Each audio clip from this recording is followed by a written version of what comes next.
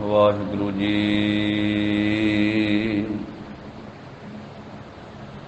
ਗਿਆਨ ਧਿਆਨ ਕਿਛ ਕਰਮ ਨਾ ਜਾਣਾ, ਸਾਰ ਨਾ ਜਾਣਾ ਤੇਰੀ। ਸਭ ਤੇ ਵੱਡਾ ਸਤਿਗੁਰ ਨਾਨਕ, ਜਿਨ ਕਲ ਰਾਖੀ ਮੇਰੀ।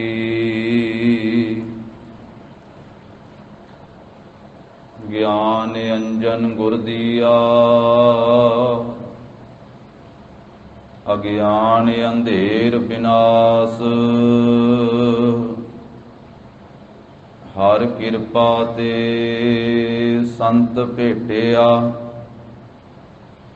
ਨਾਨਕ ਮਨ ਪ੍ਰਗਾਸ। ਸੋ ਕਹੋ ਟਲ ਗੁਰ ਸੇਵੀਐ, ਅਹਨਿਸ ਸਹਿਜ ਸੁਭਾਏ।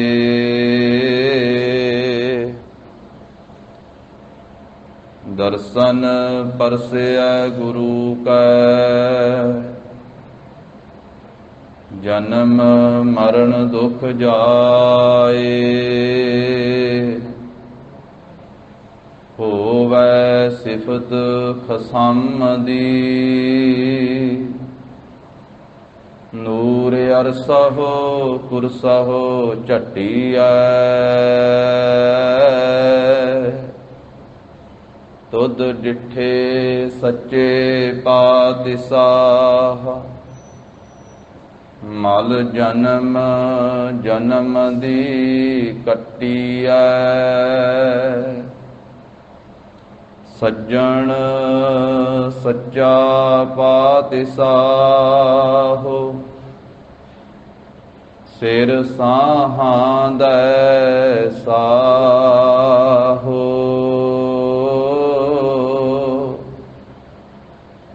ਜਿਸ ਪਾਸ ਬੈਠਿਆ ਸੋਹੀਐ,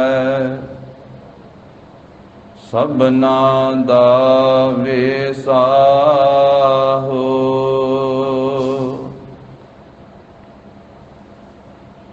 ਸਤਿਨਾਮ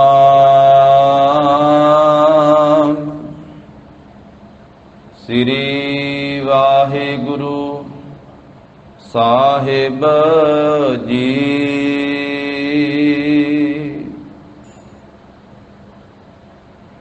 ਕਿਤ ਕਿਤ ਬਿਦ ਜਗ ਉਪਜੈ ਪੁਰਖਾ,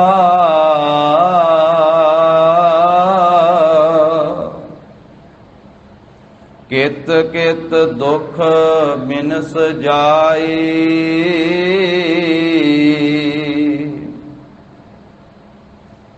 ਹਉਮੈ ਵਿੱਚ ਜਗ ਉਪਜੈ ਪੁਰਖਾ,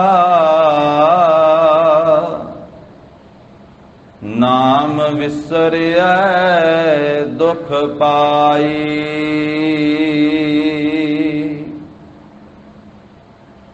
ਕਿਤ ਕਿਤ ਬਿਦ ਜਗ ਉਪਜੈ ਪੁਰਖਾ,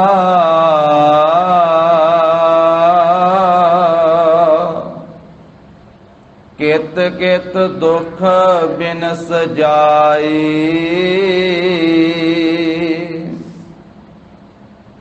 ਹਉਮੈ ਵਿੱਚ ਜਗ ਉਪਜੈ ਪੁਰਖਾ,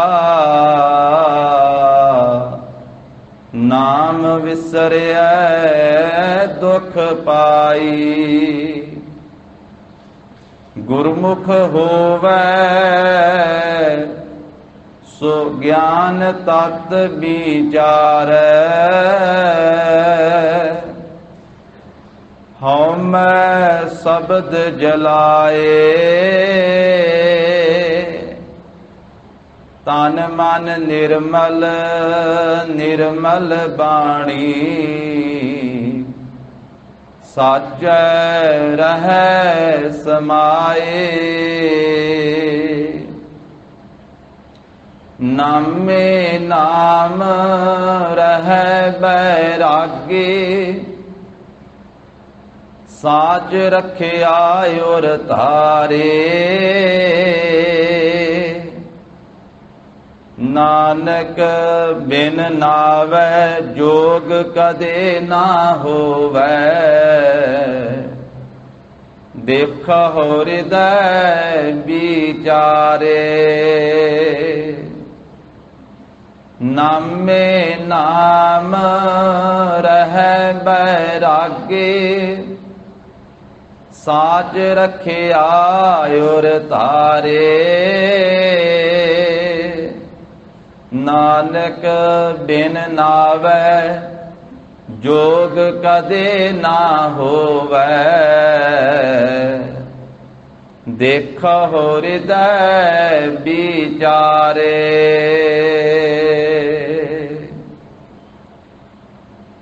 ਵਾਹਿਗੁਰੂ ਜੀ ਕਾ ਖਾਲਸਾ, ਵਾਹਿਗੁਰੂ ਜੀ ਕੀ ਫਤਿਹ।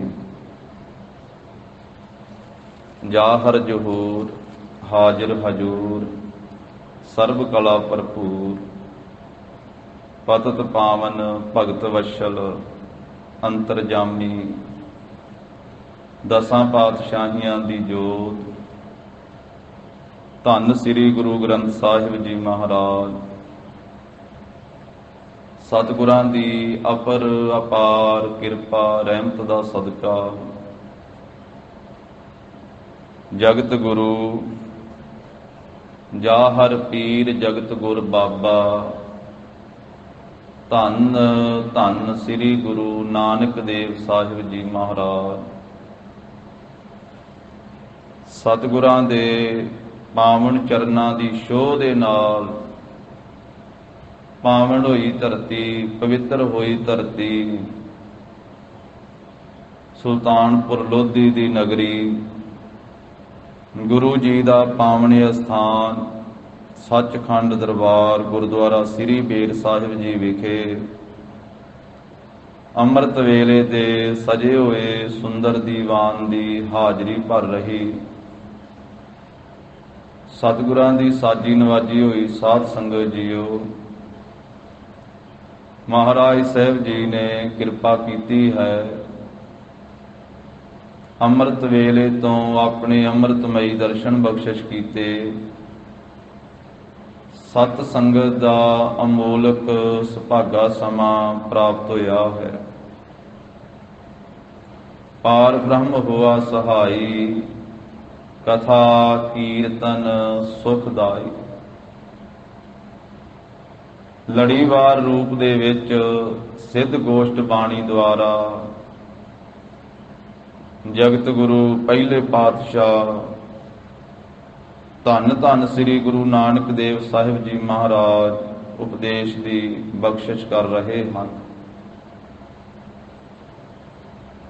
ਇਹ ਪਾਵਨ ਬਾਣੀ ਸਤਿਗੁਰਾਂ ਨੇ ਸ੍ਰੀ ਕਰਤਾਰਪੁਰ ਸਾਹਿਬ ਦੇ ਵਿੱਚ ਉਚਾਰਨ ਕੀਤੀ ਹੈ। ਜਦੋਂ ਬ੍ਰਹਮ ਗਿਆਨੀ ਬਾਬਾ ਬੁੱਢਾ ਸਾਹਿਬ ਜੀ ਅਤੇ ਬਾਬਾ ਲਹਿਣਾ ਜੀ ਤਿੰਨਾਂ ਨੇ ਸਤਿਗੁਰਾਂ ਨੂੰ ਨਿਮਰਤਾ ਸਹਿਤ ਬੇਨਤੀ ਕੀਤੀ ਕਿ ਸਤਿਗੁਰੂ ਜੀ ਆਪ ਜੀ ਦਾ ਮੇਲ ਮਿਲਾਪ ਸਿੱਧਾਂ ਦੇ ਨਾਲ ਬਹੁਤ ਵਾਰੀ ਹੋਇਆ ਹੈ। ਜੋ ਸਮੇਰ ਪਰਬਤ ਤੇ ਅਚਲ ਵਟਾਲੇ ਹੋਰ ਥਾਂ ਪਰ ਥਾਂ ਤੇ ਸਿੱਧਾਂ ਦੇ ਨਾਲ ਆਪ ਜੀ ਦੀ ਜੋ ਗੋਸ਼ਟੀ ਹੁੰਦੀ ਰਹੀ ਹੈ, ਆਪ ਕਿਰਪਾ ਕਰਕੇ ਸਾਨੂੰ ਦੱਸੋ। ਤੇ ਫਿਰ ਜੋ ਸਿੱਧਾਂ ਦੇ ਨਾਲ ਗੋਸ਼ਟ ਹੋਈ ਸੀ, ਮਹਾਰਾਜ ਸਾਹਿਬ ਜੀ ਦੀ ਗਿਆਨ ਚਰਚਾ, ਸਿੱਧਾਂ ਨੇ ਸਵਾਲ ਕੀਤੇ, ਗੁਰੂ ਜੀ ਨੇ ਜਵਾਬ ਦਿੱਤੇ। ਸਿੱਧਾਂ ਦੇ ਪ੍ਰਸ਼ਨ, ਗੁਰੂ ਸਾਹਿਬ ਜੀ ਦੇ ਉੱਤਰ। ਤਾਂ ਮਹਾਰਾਜ ਸਾਹਿਬ ਜੀ ਨੇ ਫਿਰ ਸ੍ਰੀ ਕਰਤਾਰਪੁਰ ਸਾਹਿਬ ਦੇ ਵਿੱਚ ਇਹ 73 ਪੌੜੀਆਂ ਵਾਲੀ ਬਾਣੀ ਉਚਾਰਨ ਕਰਕੇ ਆਪਣੇ ਮੁਖਾਰਬਿੰਦ ਤੋਂ ਗਰੀਬ ਨਵਾਜ ਸਾਹਿਬ ਜੀ ਨੇ ਦੱਸਿਆ ਵੀ ਇਹ ਸਵਾਲ ਸਾਨੂੰ ਸਿੱਧਾਂ ਨੇ ਸਮੇਲ ਪਰਬਤ ਤੇ ਕੀਤੇ ਸਨ। ਸਿੱਧਾਂ ਦੇ ਨਾਲ ਜਿਸ ਵੇਲੇ ਸਾਡੀ ਇਹ ਵਿਚਾਰ ਹੋਈ ਹੈ, ਸਿੱਧਾਂ ਦੇ ਸਵਾਲਾਂ ਦੇ ਅਸੀਂ ਆਹ ਉੱਤਰ ਦਿੱਤੇ, ਸਿੱਧਾਂ ਦੇ ਸਵਾਲਾਂ ਦੇ ਅਸੀਂ ਆਹ ਜਵਾਬ ਦਿੱਤੇ। ਤਾਂ ਗਰੀਬ ਨਿਵਾਜ ਸਤਿਗੁਰੂ ਸਾਹਿਬ ਜੀ ਨੇ ਫਿਰ ਆਪਣੇ ਵੱਲੋਂ ਇਹ ਬਾਣੀ ਉਚਾਰਨ ਕਰਕੇ ਸਿੱਧਾਂ ਦੇ ਸਵਾਲਾਂ ਦਾ ਵੀ ਆਪ ਹੀ ਇਹਦੇ ਵਿੱਚ ਜ਼ਿਕਰ ਕੀਤਾ ਹੈ, ਤੇ ਆਪ ਜਿਹੜੇ ਜਵਾਬ ਦਿੱਤੇ ਸੀ ਉਹ ਵੀ ਮਹਾਰਾਜ ਸਾਹਿਬ ਜੀ ਨੇ ਦੱਸੇ। ਇਹ ਗੋਸ਼ਟੀ ਤਾਂ ਹੋਈ ਹੈ ਸੁਮੇਰ ਪਰਬਤ ਉੱਤੇ ਸਿੱਧਾਂ ਦੇ ਨਾਲ, ਅਥਵਾ ਸ੍ਰੀ ਨਾਨਕ ਮਤੇ ਸਾਹਿਬ ਵਾਲੇ ਅਸਥਾਨ ਤੇ, ਜਾਂ ਅਚਲ ਬਟਾਲੇ ਵਾਲੇ ਥਾਂ ਤੇ, ਹੋਰ ਥਾਵਾਂ ਤੇ। ਪਰ ਮਹਾਰਾਜ ਸਾਹਿਬ ਜੀ ਨੇ ਇਹ ਬਾਣੀ ਸ੍ਰੀ ਕਰਤਾਰਪੁਰ ਸਾਹਿਬ ਦੇ ਵਿੱਚ ਉਚਾਰਨ ਕੀਤੀ ਹੈ, ਜਿਸ ਬਾਣੀ ਦੀ ਸਾਧ ਸੰਗਤ ਜੀ 67 ਪੌੜੀਆਂ ਦੀ ਵਿਚਾਰ ਪਿੱਛੇ ਗੁਰੂ ਕੀ ਕਿਰਪਾ ਦੇ ਨਾਲ ਹੋ ਚੁੱਕੀ ਹੈ। ਜਿਸ ਪਾਵਨ ਪੌੜੀ ਦਾ ਅਸੀਂ ਪਾਠ ਸਰਵਣ ਕੀਤਾ ਹੈ 946 ਅੰਗ ਤੇ 68ਵੀਂ ਪੌੜੀ ਇਹ ਸੋਭਨੀਕ ਹੈ। ਇਸ ਵਿੱਚ ਸਿੱਧਾਂ ਨੇ ਮਹਾਰਾਜ ਸਾਹਿਬ ਜੀ ਨੂੰ ਜੋ ਸਵਾਲ ਕੀਤੇ ਉਹਨਾਂ ਦਾ ਉੱਤਰ ਗੁਰੂ ਸਾਹਿਬ ਜੀ ਬਖਸ਼ਿਸ਼ ਕਰਦੇ ਹਨ। ਅਦਬ ਸਤਿਕਾਰ ਸਹਿਤ ਸ਼ਰਧਾ ਭਾਵਨਾ ਦੇ ਨਾਲ ਸਰਵਣ ਕਰੀਏ। ਉਚਾਰਨ ਕਰੋ ਜੀ ਸਤਿਨਾਮ ਸ੍ਰੀ ਵਾਹਿਗੁਰੂ ਸਾਹਿਬ ਜੀ। ਕਿਤ ਕਿਤ ਬਿਦ ਜਗ ਉਪਜੈ ਪੁਰਖਾ। ਸਿੱਧ ਕਹਿੰਦੇ ਆ ਮਹਾਰਾਜ ਸਾਹਿਬ ਜੀ ਨੂੰ ਪੁਰਖਾ ਕਿ ਹੇ ਪੁਰਖਾ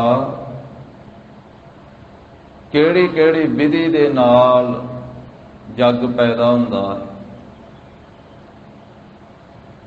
ਕਿਹੜੇ ਕਿਹੜੇ ਢੰਗ ਤਰੀਕੇ ਦੇ ਨਾਲ ਜਗ ਦੀ ਉਤਪਤੀ ਹੁੰਦੀ ਹੈ।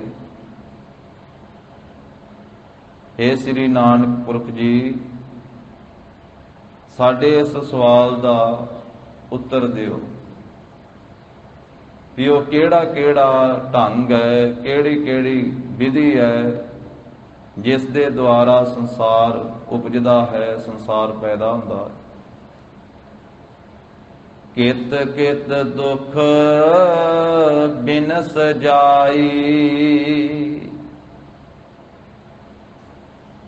ਤੇ ਕਿਹੜੇ ਕਿਹੜੇ ਢੰਗ ਦੇ ਨਾਲ ਇਹ ਸੰਸਾਰ ਨੂੰ ਦੁੱਖ ਵਿਆਪਦਾ ਹੈ, ਸੰਸਾਰ ਦੁਖੀ ਕਿਵੇਂ ਹੁੰਦਾ ਹੈ, ਉਹ ਕਿਹੜੀ ਕਿਹੜੀ ਵਿਧੀ ਹੈ ਜਿਸ ਵਿਧੀ ਦੇ ਨਾਲ ਸੰਸਾਰ ਦੁਖੀ ਹੁੰਦਾ ਹੈ, ਉਹ ਕਿਹੜਾ ਢੰਗ ਤਰੀਕਾ ਹੈ ਜਿਸ ਦੁਆਰਾ ਇਹ ਸੰਸਾਰ ਬਿਨਸ ਜਾਏ, ਬਿਨਸ ਜਾਂਦਾ ਹੈ, ਖਤਮ ਹੋ ਜਾਂਦਾ ਹੈ। ਸੰਸਾਰ ਪੈਦਾ ਕਿਵੇਂ ਹੁੰਦਾ ਹੈ, ਸੰਸਾਰ ਦੁੱਖ ਕਿਵੇਂ ਪਾਉਂਦਾ ਹੈ ਤੇ ਕਿਵੇਂ ਸੰਸਾਰ ਬਿਨਸ ਜਾਂਦਾ ਹੈ। ਇਹਨਾਂ ਸਵਾਲਾਂ ਦਾ ਉੱਤਰ ਮਹਾਰਾਜ ਸਾਹਿਬ ਜੀ ਸਿੱਧਾਂ ਨੂੰ ਨਾਲ ਹੀ ਦਿੰਦੇ ਹਨ। ਹਉਮੈ ਵਿੱਚ ਜਗ ਉਪਜੈ ਪੁਰਖਾ। ਮਹਾਰਾਜ ਕਹਿੰਦੇ ਹੇ ਸਿੱਧ ਪੁਰਖਾ ਹਉਮੈ ਦੇ ਵਿੱਚ ਜਗ ਉਪਜਦਾ ਹੈ, ਹਉਮੈ ਦੇ ਵਿੱਚ ਜਗ ਦੀ ਉਤਪਤੀ ਹੁੰਦੀ ਹੈ, ਹਉਮੈ ਕਰਕੇ ਸੰਸਾਰ ਪੈਦਾ ਹੁੰਦਾ, ਹਉਮੈ ਕਰਕੇ ਜੀਵ ਜਨਮ ਲੈਂਦਾ ਹੈ, ਵਾਰ-ਵਾਰ ਜੰਮਣਾ ਮਰਨਾ ਪੈਂਦਾ ਹੈ। ਇਹ ਹਉਮੈ ਕਰਕੇ ਹਉ ਵਿੱਚ ਆਇਆ, ਹਉ ਵਿੱਚ ਗਿਆ, ਹਉ ਵਿੱਚ ਦਿੱਤਾ, ਹਉ ਵਿੱਚ ਲਿਆ। ਹਉਮੈ ਦੇ ਵਿੱਚ ਹੀ ਹਉ ਵਿੱਚ ਆਇਆ, ਹਉ ਵਿੱਚ ਗਿਆ, ਹਉ ਵਿੱਚ ਜੰਮਿਆ, ਹਉ ਵਿੱਚ ਮੋਆ, ਹਉ ਵਿੱਚ ਦਿੱਤਾ, ਹਉ ਵਿੱਚ ਲਿਆ, ਹਉ ਵਿੱਚ ਖੱਟਿਆ, ਹਉ ਵਿੱਚ ਗਿਆ। ਮਾਰੇ ਕਹਿੰਦੇ ਹਉਮੈ ਦੇ ਵਿੱਚ ਹੀ ਜਗ ਆਉਂਦਾ ਜਾਂਦਾ ਹੈ, ਜੰਮਦਾ ਮਰਦਾ ਹੈ, ਹਉਮੈ ਕਰਕੇ। ਜਿੰਨਾ ਚਿਰ ਹਉਮੈ ਹੈ ਉਹਨਾਂ ਚਿਰ ਜੰਮਣਾ ਮਰਨਾ ਨਹੀਂ ਮੁੱਕਦਾ, ਉਹਨਾਂ ਚਿਰ ਪਰਮੇਸ਼ਰ ਵਾਹਿਗੁਰੂ ਜੀ ਦੇ ਨਾਲ ਮਿਲਾਪ ਨਹੀਂ ਹੁੰਦਾ, ਉਹਨਾਂ ਚਿਰ ਵਿੱਥ ਪਈ ਰਹਿੰਦੀ ਹੈ, ਵਿਤਕਰਾ ਬਣਿਆ ਰਹਿੰਦਾ ਹੈ। क्योंकि हौमे की कंध है विच, हौमे की कंध करके जीव परमात्मा दे नाल एकमिक नहीं हुंदा। ते कंध भी बड़ी करड़ी है, छेती ढहिंदी नहीं है, टुटदी नहीं है। हौमै भीत करारी, एक करारी कंध है, करारी भीत है हौमे। जिस हौमे करके जग पैदा हुंदा है, हौमे करके परमात्मा तो दूरी बनी रहिंदी है। परमेश्वर वाहिगुरू जी दे नाल जीव एकमिक नहीं हुंदा। हौमै विच जग उपजै पुरखा, हे सिद्धो, हे सिद्ध पुरखा, हौमे दे विच जग पैदा हुंदा। हौमे करके संसार दे विच ਇਹ हौमे करके ही सब कुछ वरतारा वरतदा है।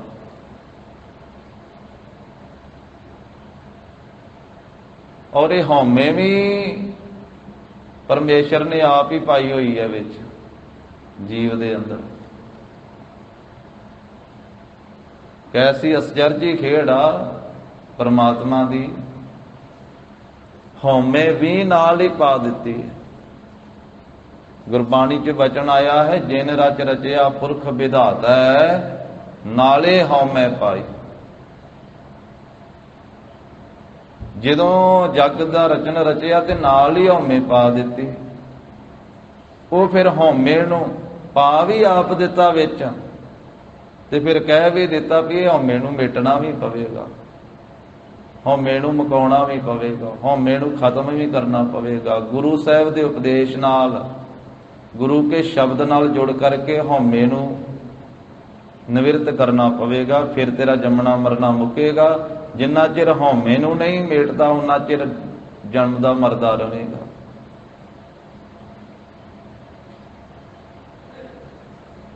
ते हौमे करके संसार दे विच जो कुछ बनिया ये हौमे करके ही बनिया।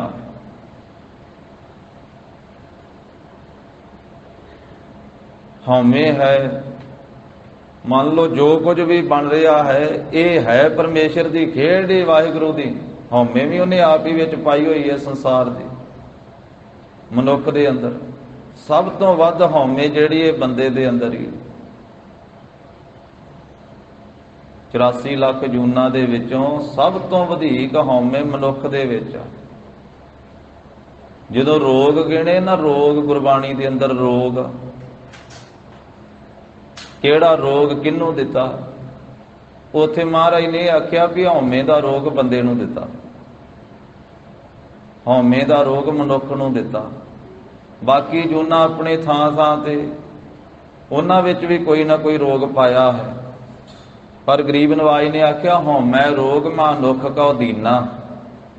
दीना लिखिया गुरबाणी दे अंदर, दिता है हौमे दा जिहड़ा रोग है मनुख नूं।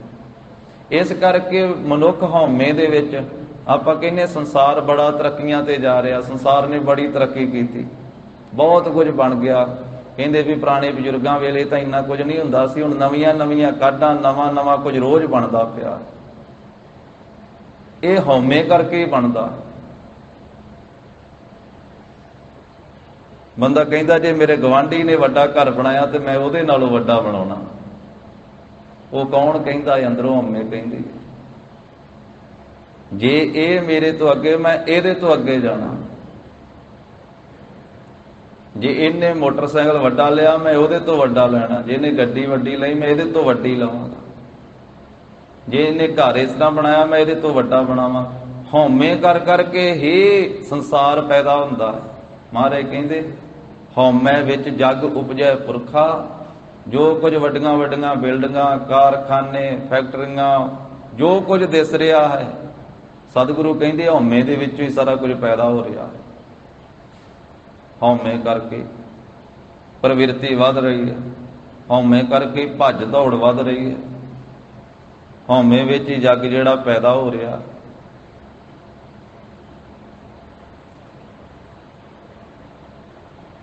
ਸ਼ਾਇਦ ਸੰਸਾਰ ਦੀ ਇਸ ਤਰ੍ਹਾਂ ਦੀ ਰਚਨਾ ਕਰਨ ਵਾਸਤੇ ਪਰਮੇਸ਼ਰ ਨੇ ਤਾਂ ਹੀ ਵਿੱਚ ਪਾਈ ਕਿ ਹਉਮੈ ਕਰਕੇ ਸੰਸਾਰ ਦੀ ਇਸ ਤਰ੍ਹਾਂ ਦੀ ਰਚਨਾ ਬਣੀ ਜਾਵੇ।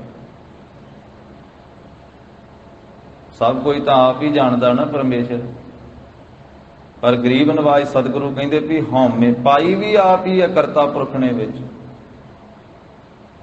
ਕਿਉਂਕਿ ਜੋ ਕੁਝ ਵਿੱਚ ਪਾ ਦਿੱਤਾ ਉਹੀ ਨਿਕਲਣਾ ਹੈ ਬਾਹਰ।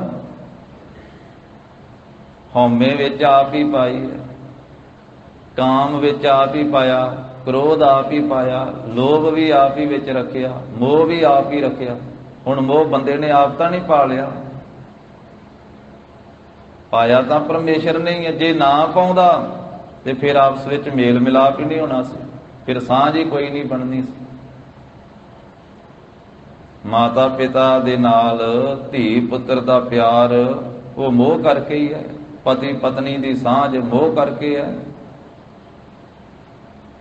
ਬਾਕੀ ਜਿੰਨੇ ਰਿਸ਼ਤੇ ਆ, ਸੱਜਣਤਾਈ ਮਿੱਤਰਤਾ, ਇਹ ਸਭ ਕੁਝ ਮੋਹ ਕਰਕੇ ਹੈ। ਤੇ ਮੋਹ ਆਪ ਹੀ ਪਾਇਆ ਕਰਤਾ ਪੁਰਖ ਨੇ ਵਿੱਚ, ਪਾਇਆ ਸਭ ਕੁਝ ਆਪ ਹੀ ਵਿੱਚ। ਪਰ ਮਹਾਰਾਜ ਸਾਹਿਬ ਕਹਿੰਦੇ ਵੀ ਇਹ ਕੁਝ ਸੀਮਾ ਦੇ ਵਿੱਚ ਰਵੇ, ਸੀਮਾ ਦੇ ਵਿੱਚ। ਸੰਸਾਰ ਦੀ ਪੈਦਾਇਸ਼ ਕਰਨੀ ਸੀ, ਸੰਸਾਰ ਦੀ ਉਤਪਤੀ ਕਰਨੀ ਸੀ, ਕਾਮ ਉਹਨੇ ਆਪ ਹੀ ਵਿੱਚ ਪਾਇਆ। ਜੇ ਕਾਮ ਨਾ ਹੋਵੇ ਸੰਸਾਰ ਦੀ ਉਤਪਤੀ ਨਾ ਹੋਵੇ, ਆਪ ਹੀ ਪਾਇਆ। ਫਿਰ ਕ੍ਰੋਧ ਵੀ ਆਪ ਹੀ ਵਿੱਚ ਪਾਇਆ, ਪਰ ਸੀਮਾ ਦੀ ਗ੍ਰਹਿ ਕੇ ਉਹਨਾਂ ਕ ਸੀਮਾ। ਦਰਿਆ ਨਦੀ ਉਹ ਆਪਣੇ ਕੰਢਿਆਂ ਦੇ ਵਿੱਚ ਵਿੱਚ ਚੱਲੇ, ਦਾਇਰੇ ਦੇ ਵਿੱਚ, ਸੀਮਾ ਦੇ ਵਿੱਚ, ਮਰਿਆਦਾ ਦੇ ਵਿੱਚ। ਜਦੋਂ ਕੰਢਿਆਂ ਤੋਂ ਬਾਹਰ ਹੋ ਜਾਂਦਾ ਦਰਿਆ, ਫਿਰ ਸਾਰੇ ਇਲਾਕੇ ਲਈ ਖਤਰਾ ਬਣ ਜਾਂਦਾ। ਪਾਣੀ ਜੀਵਨ ਹੈ ਮਨੁੱਖ ਦਾ, 84 ਲੱਖ ਜੂਨਾਂ ਨੂੰ ਜੀਵਨ ਦੇਣ ਵਾਲਾ ਹੈ ਪਾਣੀ, ਪਰ ਉਹੀ ਪਾਣੀ ਮੌਤ ਦਾ ਕਾਰਨ ਬਣ ਜਾਂਦਾ ਜਿਸ ਵੇਲੇ ਆਪਣੀ ਮਰਿਆਦਾ ਛੱਡ ਦਿੰਦਾ, ਜਿਸ ਵੇਲੇ ਆਪਣੇ ਨਿਯਮ ਛੱਡ ਦਿੰਦਾ।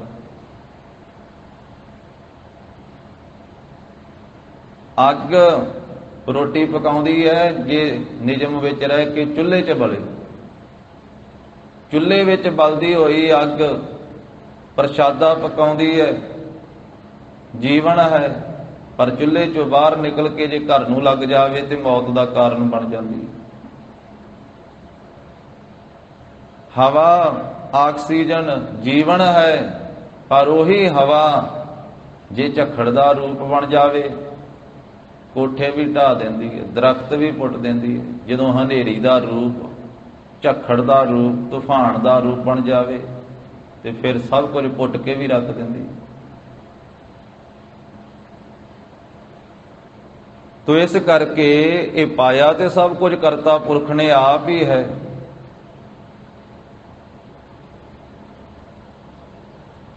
ਗਰੀਬ ਨਵਾਜ ਸਾਹਿਬ ਜੀ ਨੇ ਤਾਂ ਮਹਾਰਾਜ ਸਾਹਿਬ ਕਹਿੰਦੇ ਵੀ ਇਹ ਹਉਮੈ ਦੇ ਵਿੱਚ ਹੀ ਜਗ ਪੈਦਾ ਹੋ ਰਿਹਾ, ਤੇ ਨਾਮ ਦੇ ਵਿਸਰਨੇ ਕਰਕੇ ਹਉਮੈ ਵਿੱਚ ਜਗ ਉਪਜੈ ਪੁਰਖਾ। ਇਹ ਸਿੱਧ ਪੁਰਖਾ ਹਉਮੈ ਦੇ ਵਿੱਚ ਸੰਸਾਰ ਪੈਦਾ ਹੋ ਰਿਹਾ, ਹਉਮੈ ਕਰਕੇ ਸੰਸਾਰ ਦੀ ਉਤਪਤੀ ਹੋ ਰਹੀ ਹੈ। ਹਉਮੈ ਵਿੱਚ ਜਗ ਉਪਜੈ ਪੁਰਖਾ,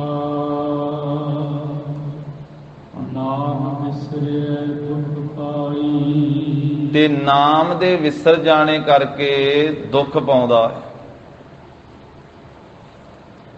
ਨਾਮ ਵਿਸਰਿਆ ਦੁੱਖ ਪਾਈ। ਜਦੋਂ ਨਾਮੀ ਪਰਮੇਸ਼ਰ ਵਾਹਿਗੁਰੂ ਜੀ ਦਾ ਨਾਮ ਵਿਸਰ ਜਾਂਦਾ ਹੈ ਤਾਂ ਫਿਰ ਇਹ ਦੁੱਖ ਪਾਉਂਦਾ ਹੈ ਸੰਸਾਰ। ਸੰਸਾਰ ਤੋਂ ਭਾਵ ਜੀਵ, ਮਨੁੱਖ। ਕਿਉਂਕਿ ਨਾਮ ਚੇਤੇ ਕਰਨਾ ਵੀ ਮਨੁੱਖ ਨੂੰ ਹੀ ਆਖਿਆ ਹੈ ਤੇ ਨਾਮ ਭੁੱਲਦਾ ਹੀ ਮਨੁੱਖ ਨੂੰ ਹੀ ਹੈ। ਉਪਦੇਸ਼ ਜਿੰਨਾ ਇਹ ਬੰਦੇ ਵਾਸਤੇ ਹੀ ਹੈ, ਪਸ਼ੂਆਂ ਪੰਛੀਆਂ ਵਾਸਤੇ ਤਾਂ ਹੈ ਨਹੀਂ। ਉਪਦੇਸ਼ ਜੋ ਹੈ ਨਾ ਗੁਰਬਾਣੀ ਦਾ, ਇਹ 84 ਲੱਖ ਜੂਨਾਂ ਵਿੱਚੋਂ ਸਿਰਫ ਮਨੁੱਖ ਵਾਸਤੇ ਹੈ। ਹਾਂ, ਭਲਾ ਭਾਵੇਂ ਮਹਾਰਾਜ ਪਸ਼ੂਆਂ ਦਾ ਵੀ ਕਰ ਦੇਣ, ਪੰਛੀਆਂ ਦਾ ਵੀ ਕਰ ਦੇਣ, ਕੀਤਾ ਵੀ ਆ ਗੁਰੂ ਸਾਹਿਬ ਨੇ ਤੇ ਕਰਦੇ ਵੀ ਆ। ਗੁਰਬਾਣੀ ਜੇ ਪਸ਼ੂਆਂ ਪੰਛੀਆਂ ਦੇ ਵੀ ਕੰਨੀ ਪੈਂਦੀ ਹੈ, ਉਹਨਾਂ ਦੀ ਵੀ ਕਲਿਆਣ ਕਰਦੀ ਹੈ। ਉਹਨਾਂ ਦਾ ਵੀ ਉਧਾਰ ਕਰਦੀ ਹੈ। ਗੁਰੂ ਸਾਹਿਬ ਦੇ ਇਤਿਹਾਸ ਵਿੱਚ ਬੇਅੰਤ ਜ਼ਿਕਰ ਆਉਂਦਾ ਹੈ ਕਿ ਮਹਾਰਾਜ ਸਾਹਿਬ ਜੀ ਨੇ ਕੀਰਤਨ ਕੀਤਾ, ਪਸ਼ੂਆਂ ਦਾ ਵੀ ਉਧਾਰ ਕਰ ਦਿੱਤਾ, ਪੰਛੀਆਂ ਦਾ ਵੀ ਉਧਾਰ ਕਰ ਦਿੱਤਾ। ਪਸ਼ੂਆਂ ਦਾ ਉਧਾਰ ਕਰ ਦਿੱਤਾ। ਇੱਕ ਇਲਾਕੇ 'ਚ ਮਹਾਰਾਜ ਜਾਂਦੇ, ਧੰਨ ਸ੍ਰੀ ਗੁਰੂ ਨਾਨਕ ਦੇਵ ਸਾਹਿਬ, ਗਰੀਬ ਨਵਾਜ ਜੰਗਲ ਹੈ, ਸ਼ੇਰਾਂ ਨਾਲ ਭਰਿਆ ਹੋਇਆ, ਸ਼ੇਰ ਹੀ ਸ਼ੇਰ ਹਨ। ਭਾਈ ਮਰਦਾਨਾ ਜੀ ਕਹਿੰਦੇ ਮਹਾਰਾਜ ਇੱਥੇ ਤਾਂ ਸ਼ੇਰ ਬਹੁਤੇ, ਸ਼ੇਰਾਂ ਵਿੱਚ ਆ ਗਏ। ਕਹਿੰਦੇ ਭਾਈ ਮਰਦਾਨਿਆਂ ਬੈਠ ਜਾ ਤੇ ਕੀਰਤਨ ਕਰੀਏ। ਭਾਈ ਬਾਲਾ ਜੀ, ਭਾਈ ਮਰਦਾਨਾ ਜੀ ਮਹਾਰਾਜ ਦੇ ਨਾਲ, ਗਰੀਬ ਨਵਾਜ ਸਤਿਗੁਰੂ ਕੀਰਤਨ ਕਰਦੇ, ਭਾਈ ਮਰਦਾਨਾ ਜੀ ਰਬਾਬ ਵਜਾਉਂਦੇ। ਉਹ ਜਿੰਨੇ ਸ਼ੇਰ ਸੀ ਨਾ, ਜਨਮ ਸਾਖੀ ਵਿੱਚ ਵੀ ਲਿਖਿਆ, ਇਤਿਹਾਸ ਵਿੱਚ ਬਚਨ ਹੈ, ਉਹ ਆ ਕੇ ਇਸ ਤਰ੍ਹਾਂ ਬੈਠ ਗਏ ਜਿਵੇਂ ਸੰਗਤ ਬੈਠ ਕੇ ਕੀਰਤਨ ਸੁਣਦੀ। ਇਹ ਧੰਨ ਸ੍ਰੀ ਗੁਰੂ ਨਾਨਕ ਦੇਵ ਸਾਹਿਬ ਮਹਾਰਾਜ ਦਾ ਹੀ ਤੇਜ ਪ੍ਰਤਾਪ ਹੈ। ਜਿਹੜੇ ਸਤਿਗੁਰੂ ਕਦੀ ਪੱਥਰ ਦੇ ਵਿੱਚ ਪੰਜਾ ਲਾਉਂਦੇ ਆ, ਉਹ ਪੱਥਰ ਵੀ ਅੱਜ ਤੀਕ ਸਾਧ ਸੰਗਤ ਜੀ ਪੰਜਾ ਸਾਹਿਬ ਬਣਿਆ ਹੋਇਆ। ਗੁਰੂ ਸਾਹਿਬ ਜੀ ਦਾਤਨ ਕਰਕੇ ਬੇਰੀ ਦੀ ਲਾਉਂਦੇ ਆ ਇੱਥੇ, ਤੇ ਉਹ ਦਾਤਨ ਸ੍ਰੀ ਬੇਰ ਸਾਹਿਬ ਬਣ ਜਾਂਦੀ ਹੈ। ਗੁਰੂ ਸਾਹਿਬ ਜੇ ਮੋਦੀ ਖਾਨਾ ਕਰਦੇ ਆ, 13 ਤੋਲ ਕੇ ਗਰੀਬਾਂ ਦੀਆਂ ਝੋਲੀਆਂ ਭਰਦੇ ਆ, ਤੇ ਉਹ ਮੋਦੀ ਖਾਨਾ ਸ੍ਰੀ ਹੱਟ ਸਾਹਿਬ ਬਣ ਜਾਂਦਾ। ਹੱਟੀਆਂ ਤੇ ਬਥੇਰੀਆਂ ਲੋਕਾਂ ਨੇ ਪਿੱਛੇ ਵੀ ਕੀਤੀਆਂ, ਤੇ ਹੁਣ ਵੀ ਕਰਦੇ, ਤੇ ਗਾਂ ਵੀ ਕਰਨਗੇ। ਹੁਣ ਹੱਟੀਆਂ ਸਾਰੀਆਂ ਹੱਟ ਸਾਹਿਬ ਥੋੜਾ ਬਣਦੀਆਂ, ਕਿਤੇ ਦੁਕਾਨਾਂ ਮੋਦੀ ਖਾਨੇ ਉਹ ਹੱਟ ਸਾਹਿਬ ਥੋੜਾ ਬਣਦੇ। ਇਹ ਤਾਂ ਧੰਨ ਸ੍ਰੀ ਗੁਰੂ ਨਾਨਕ ਦੇਵ ਸਾਹਿਬ ਮਹਾਰਾਜ ਦਾ ਹੀ ਪ੍ਰਤਾਪ ਹੈ ਨਾ।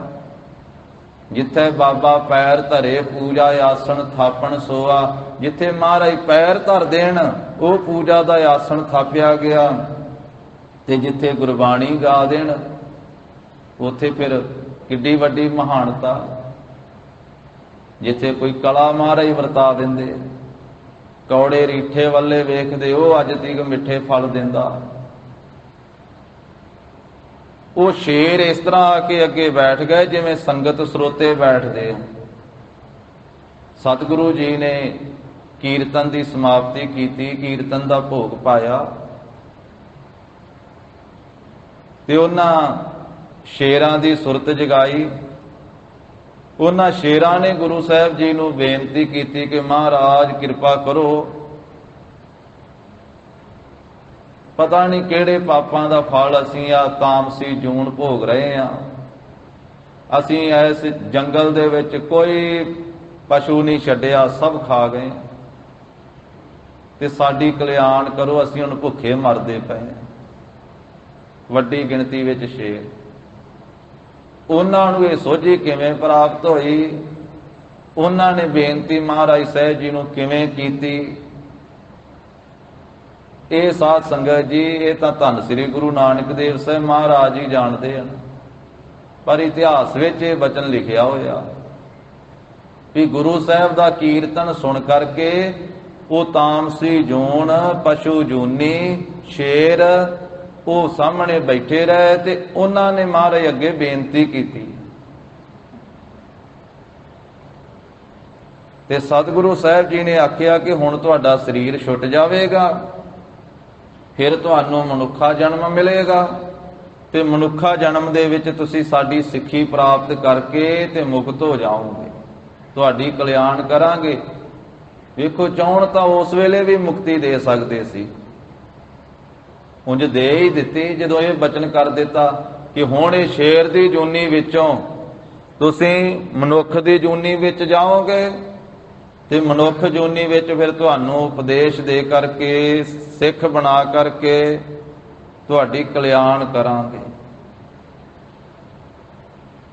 ਇਹ ਸਤਿਗੁਰੂ ਗਰੀਬ ਨਵਾਜ ਸਾਹਿਬ ਜੀ ਨੇ ਕਲਿਆਣ ਤਾਂ ਜਿਹਦੀ ਮਰਜ਼ੀ ਕਰ ਦੇਣ, ਪਸ਼ੂਆਂ ਦੀ ਕਰ ਦੇਣ, ਪੰਛੀਆਂ ਦੀ ਕਰ ਦੇਣ।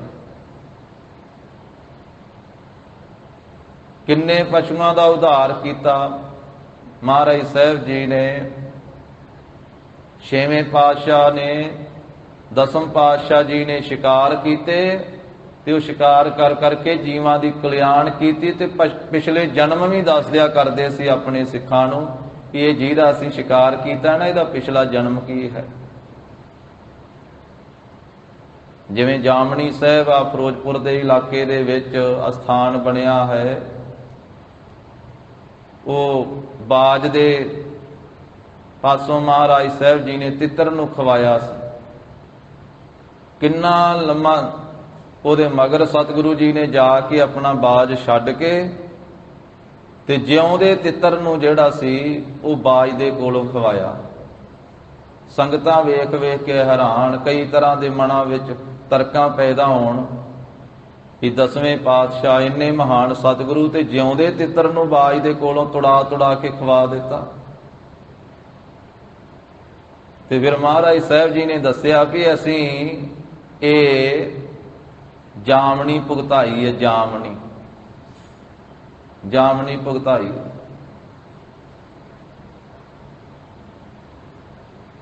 ਕਹਿਣ ਲੱਗੇ ਵੀ ਇਹ ਕਰਜ਼ਾ ਲਿਆ ਸੀ ਇਸਨੇ, ਇਹ ਜਿਹੜਾ ਤਿੱਤਰ ਬਣਿਆ ਤੇ ਇਹ ਜੋ ਹੁਣ ਬਾਜ ਦੀ ਜੂਨੀ ਵਿੱਚ ਪਿਆ ਵਾ, ਇਹਨੇ ਕਰਜ਼ਾ ਦਿੱਤਾ ਸੀ। ਇਹ ਕਰਜ਼ਾ ਲੈਣ ਵਾਲਾ ਜਿਹੜਾ ਸੀ ਨਾ, ਇਹ ਲੈ ਕੇ ਮੁੱਕਰ ਗਿਆ ਸੀ। ਉਹ ਥਾਂ ਛੱਡ ਕੇ, ਪਿੰਡ ਛੱਡ ਕੇ, ਇਲਾਕਾ ਛੱਡ ਕੇ ਦੂਜੇ ਥਾਂ ਤੇ ਜਾ ਕੇ ਰਹਿਣ ਲੱਗ ਪਿਆ ਸੀ। ਫਿਰ ਪੁੱਛ ਪੜਤਾਲ ਕੀਤੀ ਤਾਂ ਇਹਨੇ ਜਾ ਕੇ ਜਿਸ ਵੇਲੇ ਆਪਣੇ ਪੈਸੇ ਮੰਗੇ ਤੇ ਫਿਰ ਕਹਿੰਦੇ ਸਾਨੂੰ ਵਿੱਚ ਜਾਮਣ ਰੱਖ ਲਿਆ ਵੀ ਮੈਂ ਦੇ ਦੇਵਾਂਗਾ, ਗੁਰੂ ਸਾਹਿਬ ਜੀ ਵਿੱਚ ਜਾਮਣ। ਕਹਿੰਦੇ ਇਹਨੇ ਮੋੜੇ ਨਹੀਂ ਤੇ ਮਰ ਕੇ ਜਿਹੜਾ ਕਰਜ਼ਾ ਦੇਣ ਵਾਲਾ ਸੀ ਉਹ ਤਿੱਤਰ ਦੀ ਜੂਨ ਵਿੱਚ ਪੈ ਗਿਆ, ਜਿਹੜਾ ਲੈਣ ਵਾਲਾ ਸੀ ਉਹ ਬਾਜ ਦੀ ਜੂਨ ਵਿੱਚ ਪੈ ਗਿਆ। ਆਪਣੇ ਕਰਮਾਂ ਦੇ ਮੁਤਾਬਕ ਇਹਨਾਂ ਨੂੰ ਇਹ ਜੂਨੀਆਂ ਵਿੱਚ ਪੈਣਾ ਪਿਆ। ਤੇ ਸਤਿਗੁਰੂ ਕਹਿੰਦੇ ਵੀ ਇਹ ਬਾਜ ਸਾਡੇ ਕੋਲੇ ਆ ਗਿਆ ਤੇ ਇਹ ਤਿੱਤਰ ਜਿਹੜਾ ਹੈ ਇਹਦੇ ਤੋਂ ਇਹਨੇ ਕਰਜ਼ਾ ਲੈਣਾ ਸੀ ਤੇ ਹੁਣ ਅਸੀਂ ਇਹਦਾ ਹਿਸਾਬ ਕਿਤਾਬ ਪੂਰਾ ਕਰਾਇਆ, ਤਾਂ ਇਹਦੇ ਜਿਉਂਦੇ ਇਹਦੇ ਮਾਸ ਦੀਆਂ ਬੋਟੀਆਂ ਤੁੜਵਾਈਆਂ। ਇਹਨੇ ਕਰਜ਼ਾ ਹੀ ਲਿਆ ਵਾ ਆਪਦਾ। ਐਸੇ ਹੋਰ ਵੀ ਬੇਅੰਤ ਸਾਧ ਸੰਗਤ ਜੀ ਪ੍ਰਸੰਗ ਇਤਿਹਾਸ ਵਿੱਚ ਹਨ।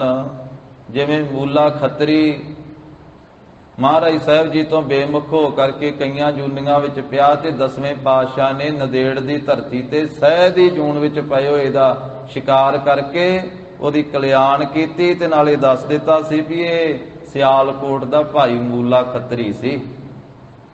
ਇਹ ਪਹਿਲੇ ਸਰੂਪ ਵਿੱਚ ਇਹ ਸਾਡੇ ਤੋਂ ਬੇਮੁਖ ਹੋ ਗਿਆ ਸੀ, ਇਸ ਕਰਕੇ ਇਸ ਜੂਨੀ ਵਿੱਚ ਪਿਆ ਤੇ ਹੁਣ ਇਹਦੀ ਕਲਿਆਣ ਕੀਤੀ। ਜੇ ਗੁਰੂ ਸਾਹਿਬ ਜੀ ਚਾਹਣ ਤਾਂ ਜੂਨਾ ਪਸ਼ੂਆਂ ਦਾ ਵੀ ਪੰਛੀਆਂ ਦਾ ਵੀ ਉਧਾਰ ਕਰ ਦਿੰਦੇ ਆ, ਪਰ ਉਪਦੇਸ਼ ਜਿਹੜਾ ਇਹ ਤਾਂ ਮਨੁੱਖ ਮਾਤਰ ਵਾਸਤੇ ਹੀ ਹੈ ਨਾ। ਉਪਦੇਸ਼ ਕਿਸੇ ਪਸ਼ੂ ਨੂੰ ਜਾਂ ਪੰਛੀ ਨੂੰ ਤਾਂ ਨਹੀਂ ਦਿੱਤਾ ਜਾਂਦਾ। ਹਾਂ, ਜੇ ਸਤਿਗੁਰੂ ਆਪਣੀ ਮੌਜ ਦੇ ਵਿੱਚ ਕਿਸੇ ਨੂੰ ਦੇਣ, ਕਿਸੇ ਦੀ ਸੁਰਤ ਜਗਾ ਕੇ ਉਹਨੂੰ ਸਮਝਣ ਦੀ ਸ਼ਕਤੀ ਦੇ ਕਰਕੇ ਦੇ ਵੀ ਸਕਦੇ ਆ, ਪਰ ਜਿਹੜਾ ਨਿਯਮ ਰੱਖਿਆ ਵਾ ਉਹ ਕੋਈ ਪਸ਼ੂ ਜਾਂ ਪੰਛੀ ਤਾਂ ਨਹੀਂ ਗੁਰਬਾਣੀ ਸੁਣ ਸਕਦਾ, ਜਾਂ ਕੋਈ ਪਸ਼ੂ ਤਾਂ ਨਹੀਂ ਆ ਕੇ ਸੰਗਤ ਵਿੱਚ ਬੈਠ ਸਕਦਾ ਮਹਾਰਾਜ ਨੂੰ ਮੱਥਾ ਟੇਕ ਕਰਕੇ ਨਮਸਕਾਰ ਕਰਕੇ। ਉਧਾਰ ਗੁਰੂ ਸਾਹਿਬ ਜੀ ਚਾਹਣ ਤੇ ਜਿਹਦਾ ਮਰਜ਼ੀ ਕਰ ਦੇਣ 84 ਲੱਖ ਜੂਨਾਂ ਵਿੱਚੋਂ, ਪਰ ਇਹ ਨਾਮ, ਇਹ ਬਾਣੀ, ਇਹ ਉਪਦੇਸ਼ ਇਹ ਤਾਂ ਮਨੁੱਖ ਮਾਤਰ ਵਾਸਤੇ ਹੈ। ਜਿੰਨੀ ਬਾਣੀ ਉਚਾਰਨ ਕੀਤੀ ਆ ਵੀ ਬੰਦਿਆ ਤੂੰ ਆ ਗੁਰੂ ਸਾਹਿਬ ਦੇ ਕੋਲੇ, ਗੁਰੂ ਕਾ ਦਰਸ਼ਨ ਕਰ, ਗੁਰੂ ਸਾਹਿਬ ਨੂੰ ਨਮਸਕਾਰ ਕਰ, ਪ੍ਰਕਰਮਾ ਕਰ, ਸੰਗਤ ਵਿੱਚ ਚੌਂਕੜਾ ਲਾ ਕੇ ਬੈਠ ਤੇ ਗੁਰੂ ਕੀ ਬਾਣੀ ਸੁਣ, ਗੁਰੂ ਕੀ ਬਾਣੀ ਦਾ ਕੀਰਤਨ ਸੁਣ, ਗੁਰੂ ਕੀ ਬਾਣੀ ਦੀ ਕਥਾ ਸੁਣ, ਵਿਚਾਰ ਸੁਣ। ਸਤਿਗੁਰੂ ਜੀ ਕਹਿ ਰਹੇ ਆ ਸਿੱਧਾਂ ਨੂੰ ਕਿ ਹੇ ਸਿੱਧੋ, ਤੁਸੀਂ ਪੁੱਛਿਆ ਹੈ ਕਿਤ ਕਿਤ ਦੁੱਖ ਬਿਨ ਸਜਾਈ, ਵੀ ਕਿਹੜਾ ਕਿਹੜਾ ਕਾਰਨ ਹੈ ਜਿਸ ਕਰਕੇ ਇਹ ਸੰਸਾਰ ਦੁਖੀ ਹੁੰਦਾ ਹੈ, ਕਿਹੜੇ ਦੁੱਖ ਕਰਕੇ ਫਿਰ ਇਹ ਸੰਸਾਰ ਬਿਨਸਦਾ ਹੈ, ਕਿਵੇਂ ਇਹ ਦੁੱਖ ਪਾਉਂਦਾ ਹੈ। ਸਤਿਗੁਰੂ ਕਹਿੰਦੇ ਵੀ ਹਉਮੈ ਦੇ ਵਿੱਚ ਹੀ ਸੰਸਾਰ ਪੈਦਾ ਹੁੰਦਾ ਹੈ। ਸੰਸਾਰ ਤੋਂ ਭਾਵ ਸੰਸਾਰ ਦੇ ਮਨੁੱਖ, ਸੰਸਾਰ ਦੇ ਪ੍ਰਾਣੀ। ਤੇ ਨਾਮ ਜਦੋਂ ਵਿਸਰ ਜਾਂਦਾ ਹੈ ਫਿਰ ਸੰਸਾਰ ਦੁਖੀ ਹੁੰਦਾ ਹੈ। ਸੰਸਾਰ ਦੁਖੀ ਹੋਣ ਤੋਂ ਭਾਵ ਮਨੁੱਖ ਦੁਖੀ ਹੁੰਦਾ ਹੈ। ਜਿੰਨੇ ਸੰਸਾਰ ਵਿੱਚ ਮਨੁੱਖ ਹਨ, ਮਰਦ ਇਸਤਰੀ ਆ, ਉਹ ਸਾਰੇ ਦੁਖੀ ਹੁੰਦੇ ਆ। ਕਦੋਂ? ਜਦੋਂ ਨਾਮੀ ਪਰਮੇਸ਼ਰ ਦਾ ਨਾਮ ਵਿਸਰ ਜਾਂਦਾ ਹੈ, ਫਿਰ ਸੰਸਾਰ ਦੇ ਜੀਵ ਦੁੱਖ ਪਾਉਂਦੇ ਆ। ਨਾਮ ਵਿਸਰਿਆ ਦੁੱਖ ਪਾਈ। ਨਾਮ ਦੇ ਵਿਸਰਨੇ ਕਰਕੇ ਦੁੱਖ ਪਾਉਂਦੇ ਆ ਸੰਸਾਰ ਦੇ ਜੀ। ਨਾਮ ਦੇ ਭੁੱਲਣੇ ਕਰਕੇ ਸੰਸਾਰ ਬਿਨਸ ਜਾਂਦਾ ਹੈ, ਸੰਸਾਰ ਖਤਮ ਹੋ ਜਾਂਦਾ ਹੈ, ਸੰਸਾਰ ਮਰ ਜਾਂਦਾ ਹੈ। ਕਿਉਂਕਿ ਮੌਤ ਸਾਧ ਸੰਗਤ ਜੀ ਕਈ ਤਰ੍ਹਾਂ ਦੀ ਹੈ, ਜ਼ਿੰਦਗੀ ਵੀ ਕਈ ਤਰ੍ਹਾਂ ਦੀ ਹੈ। ਮੌਤ ਇਕੱਲੀ ਉਹ ਨਹੀਂ ਜਦੋਂ ਸਵਾਸ ਪੂਰੇ ਹੋ ਜਾਂਦੇ ਆ। ਸਵਾਸ ਪੂਰੇ ਹੋਣ ਤੋਂ ਪਹਿਲਾਂ ਵੀ ਕਈ ਤਰ੍ਹਾਂ ਦੀ ਮੌਤ ਆਉਂਦੀ ਹੈ। ਮਹਾਰਾਜ ਨੇ ਆਖਿਆ ਜੇ ਜੀਵ ਹੈ ਪਤ ਲੱਥੀ ਜਾਏ, ਉਹ ਵੀ ਇੱਕ ਤਰ੍ਹਾਂ ਦੀ ਮੌਤ ਹੈ। ਪਰਮੇਸ਼ਰ ਭੁੱਲ ਜਾਵੇ, ਜਿਉਂਦਿਆਂ ਵੀ ਇੱਕ ਤਰ੍ਹਾਂ ਦੀ ਮੌਤ ਹੈ। ਬੰਦਾ ਖਾਂਦਾ ਪੀਂਦਾ ਹੱਸਦਾ ਖੇਡਦਾ ਤੁਰਿਆ ਫਿਰਦਾ ਤੇ ਹੈ, ਪਰ ਗੁਰੂ ਸਾਹਿਬ ਨੇ ਆਖਿਆ ਵੀ ਨਾਮ ਭੁੱਲ ਗਿਆ, ਮੁਰਦਾ ਹੀ ਤੁਰਿਆ ਫਿਰਦਾ, ਦੁਖੀ ਹੈ ਤੇ ਮੁਰਦਾ ਹੀ ਤੁਰਿਆ ਫਿਰਦਾ ਹੈ। ਅਤ ਸੁੰਦਰ ਕੁਲੀਨ ਚਤੁਰਮੁਖ ਗਿਆਨੀ ਧਨਵੰਤ, ਮਿਰਤਕ ਕਹੀਐ ਨਾਨਕਾ ਜੇ ਪ੍ਰੀਤ ਨਹੀਂ ਭਗਵੰਤ। ਮਿਰਤਕ ਕਿਹਾ ਜਾਵੇਗਾ, ਮੁਰਦਾ ਹੈ। ਜੇ ਭਗਵੰਤ ਦੀ ਪ੍ਰੀਤੀ ਨਹੀਂ, ਪ੍ਰਭੂ ਦੀ ਪ੍ਰੀਤ ਨਹੀਂ ਤਾਂ ਮੁਰਦਾ ਹੈ। ਨਾਮ ਵਿਸਰਿਆ ਦੁੱਖ ਪਾਈ। ਨਾਮ ਦੇ ਵਿਸਰਨੇ ਕਰਕੇ ਇਹ ਸਿੱਧੋ ਸੰਸਾਰ ਦੁਖੀ ਹੁੰਦਾ ਹੈ, ਦੁੱਖ ਪਾਉਂਦਾ ਹੈ, ਸੰਸਾਰ ਬਿਨਸ ਜਾਂਦਾ ਹੈ ਨਾਮ ਵਿਸਰਨੇ ਕਰਕੇ।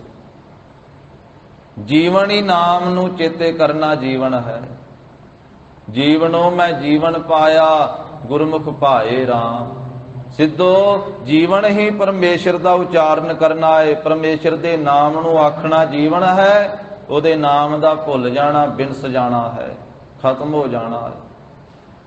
ਭਾਵੇਂ ਸਵਾਸ ਚੱਲਦੇ ਹੀ ਆ, ਸਵਾਸ ਪੂਰੇ ਹੋਣ ਤੋਂ ਪਹਿਲਾਂ ਵੀ ਬੰਦਾ ਮਰ ਜਾਂਦਾ ਹੈ ਜਦੋਂ ਨਾਮ ਭੁੱਲ ਜਾਂਦਾ ਹੈ, ਮੁਰਦਾ ਹੀ ਤੁਰਿਆ ਫਿਰਦਾ ਹੈ। ਆਖਾਂ ਜੀਵਾਂ ਵਿਸਰੈ ਮਰ ਜਾਓ, ਆਖਣਾ ਜੀਵਣਾ ਹੈ, ਵਿਸਰ ਜਾਣਾ ਮਰ ਜਾਣਾ ਹੈ। ਮਰਣੰ ਵਿਸਰਣੰ ਗੋਬਿੰਦ ਹੈ, ਸਤਿਗੁਰੂ ਕਹਿੰਦੇ ਸਹਿਜ ਬਾਣੀ ਚ। ਔਰ ਇਸੇ ਤਰ੍ਹਾਂ ਗਾਥਾ ਮਹਾਰਾਜ ਸਾਹਿਬ ਜੀ ਕਹਿੰਦੇ ਵੀ ਮਰਨਾ ਕੀ ਹੈ? ਗੋਬਿੰਦ ਦਾ ਵਿਸਰ ਜਾਣਾ। ਜੀਵਨ ਕੀ ਹੈ? ਨਾਮ ਨੂੰ ਧਿਆਉਣਾ। ਮਰਣੰ ਵਿਸਰਣੰ ਗੋਬਿੰਦ ਹੈ, ਜੀਵਨੰ ਹਰ ਨਾਮ ਧਿਆਵਣਾ ਹੈ। ਜਦੋਂ ਨਾਮ ਵਿਸਰ ਜਾਂਦਾ ਹੈ ਨਾ, ਫਿਰ ਜੀਵ ਦੁਖੀ ਹੋ ਜਾਂਦਾ ਹੈ। ਸਤਿਗੁਰੂ ਕਹਿੰਦੇ ਸੰਸਾਰ ਫਿਰ ਦੁੱਖ ਪਾਉਂਦਾ ਹੈ। ਸੰਸਾਰ ਇੰਨਾ ਦੁਖੀ ਕਿਉਂ ਹੈ? ਸਤਿਗੁਰੂ ਕਹਿੰਦੇ ਸੰਸਾਰ ਨੂੰ ਪਰਮੇਸ਼ਰ ਦਾ ਨਾਮ ਭੁੱਲ ਗਿਆ, ਇਸ ਕਰਕੇ ਸੰਸਾਰ ਦੁਖੀ ਹੈ। ਸੰਸਾਰ ਸੁਖੀ ਹੋ ਸਕਦਾ ਹੈ ਪਰ ਨਾਮ ਨੂੰ ਚੇਤੇ ਕਰਕੇ। ਨਾਮ ਤੋਂ ਬਿਨਾ ਸਾਰਾ ਸੰਸਾਰ ਹੀ ਸਤਿਗੁਰੂ ਕਹਿੰਦੇ ਦੁੱਖ ਭੋਗ ਰਿਹਾ ਹੈ, ਦੁਖੀ ਹੈ, ਰੋਗੀ ਹੋ ਰਿਹਾ ਹੈ ਸੰਸਾਰ।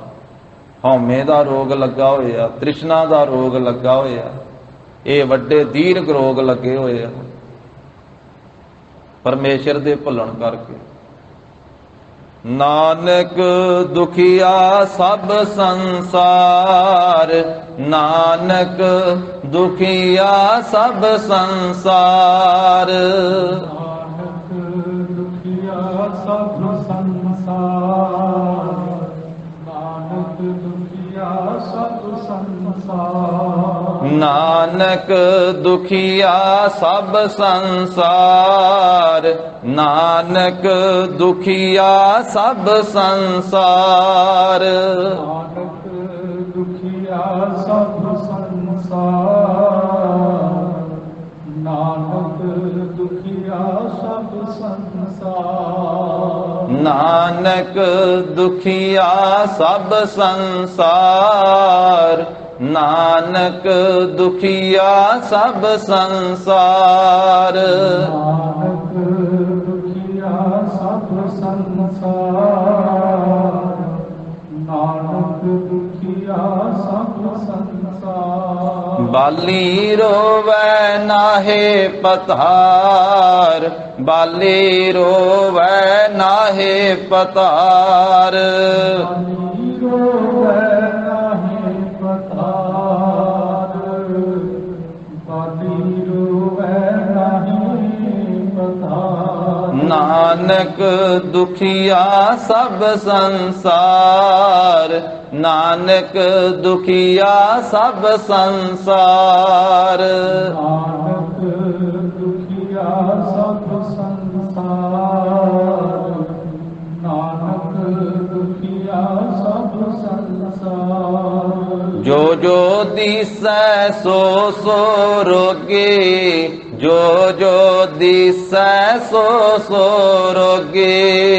ਜੋ ਜੋ ਦੀਸੈ ਸੋ ਸੋ ਰੋਗੀ, ਜੋ ਜੋ ਦੀਸੈ ਸੋ ਸੋ ਰੋਗੀ। ਰੋਗ ਰਹਿਤ ਮੇਰਾ ਸਤਿਗੁਰ ਜੋਗੀ, ਰੋਗ ਰਹਿਤ ਮੇਰਾ ਸਤਿਗੁਰ ਜੋਗੀ। ਰੋਗ ਰਹਿਤ ਮੇਰਾ ਸਤਿਗੁਰ ਜੋਗੀ, ਰੋਗ ਰਹਿਤ ਮੇਰਾ ਸਤਿਗੁਰ ਜੋਗੀ। ਪਰਮੇਸ਼ਰ ਤੇ ਭੁੱਲਿਆ ਵਿਆਪਣ ਸਭੇ ਰੋਗ, ਪਰਮੇਸ਼ਰ ਤੇ ਭੁੱਲਿਆ ਵਿਆਪਣ ਸਭੇ ਰੋਗ। ਪਰਮੇਸ਼ਰ ਤੇ ਭੁੱਲਿਆ ਵਿਆਪਨ ਸਭੇ ਰੋਗ, ਪਰਮੇਸ਼ਰ ਤੇ ਭੁੱਲਿਆ ਵਿਆਪਨ ਸਭੇ ਰੋਗ। ਧੰਨ ਸ੍ਰੀ ਗੁਰੂ ਨਾਨਕ ਦੇਵ ਸਾਹਿਬ ਮਹਾਰਾਜ ਜੀ ਕਹਿੰਦੇ, ਸਿੱਧੋ ਨਾਮ ਵਿਸਰਿਆ ਦੁੱਖ ਪਾਈ। ਨਾਮ ਦੇ ਵਿਸਰਨੇ ਕਰਕੇ ਸੰਸਾਰ ਦੇ ਜੀਵ ਦੁੱਖ ਪਾਉਂਦੇ ਆ ਤੇ ਬਿਨਸ ਜਾਂਦੇ ਆ, ਖਤਮ ਹੋ ਜਾਂਦੇ ਹਨ। ਗੁਰਮੁਖ ਹੋਵੈ ਸੋ ਗਿਆਨ ਤਤ ਵਿਚਾਰੈ। ਜੋ ਜੀਵ ਗੁਰਮੁਖ ਹੁੰਦਾ ਹੈ, ਗੁਰੂ ਕੀ ਸ਼ਰਨ ਵਿੱਚ ਪੈ ਕੇ ਗੁਰੂ ਦਾ ਉਪਦੇਸ਼ ਗ੍ਰਹਿਣ ਕਰਦਾ ਹੈ, ਗੁਰਮੁਖ ਬਣਦਾ ਹੈ, ਉਹ ਗੁਰੂ ਕੇ ਗਿਆਨ ਦੀ ਵਿਚਾਰ ਕਰਦਾ ਹੈ। ਗੁਰੂ ਕੇ ਬਖਸ਼ੇ ਹੋਏ ਗਿਆਨ ਦੇ ਦੁਆਰਾ, ਉਪਦੇਸ਼ ਦੇ ਦੁਆਰਾ ਉਹ ਤੱਤ ਨੂੰ ਵਿਚਾਰਦਾ ਹੈ, ਜੋ ਤੱਤ ਸਿਧਾਂਤ ਸਰੂਪ ਪਰਮੇਸ਼ਰ ਹੈ, ਵਾਹਿਗੁਰੂ ਹੈ। ਉਹ ਬ੍ਰਹਮ ਦੀ ਵਿਚਾਰ ਕਰਦਾ ਹੈ, ਪ੍ਰਭੂ ਦੀ ਵਿਚਾਰ ਕਰਦਾ ਹੈ।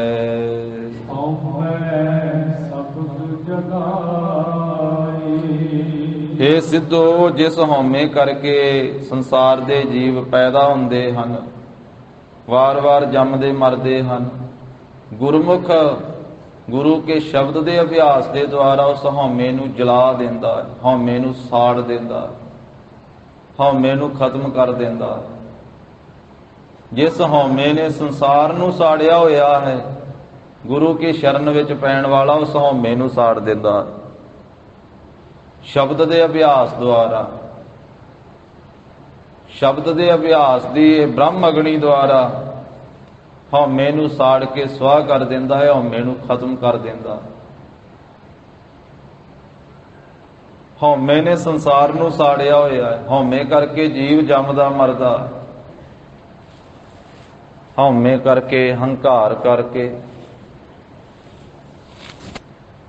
ਤਾਂ ਗਰੀਬ ਨਵਾਜ ਸਾਹਿਬ ਕਹਿੰਦੇ ਨਾ, ਸੁਖੀ ਬਸੈ ਮਸਕੀਨੀਆਂ ਆਪ ਨਿਵਾਰ ਤਲੇ, ਵੱਡੇ ਵੱਡੇ ਅਹੰਕਾਰੀਆ ਨਾਨਕ ਗਰਭ ਗਲੇ। ਵੱਡਿਆਂ ਵੱਡਿਆਂ ਹੰਕਾਰੀਆਂ ਨੂੰ ਕਿੰਨੇ ਖਤਮ ਕਰ ਦਿੱਤਾ, ਕਿਸ ਨੇ ਗਾਲ ਦਿੱਤਾ? ਮਾਰੇ ਕਹਿੰਦੇ ਉਹਨਾਂ ਦੇ ਹੰਕਾਰ ਨਹੀਂ ਗਾਲ ਦਿੱਤਾ। ਵੱਡੇ ਵੱਡੇ ਹੰਕਾਰੀਆਂ ਨੂੰ ਗਰਭ ਨਹੀਂ ਗਾਲ ਦਿੱਤਾ, ਗਰਭ ਕਹੀਏ, ਹੰਕਾਰ ਨਹੀਂ ਗਾਲ ਦਿੱਤਾ।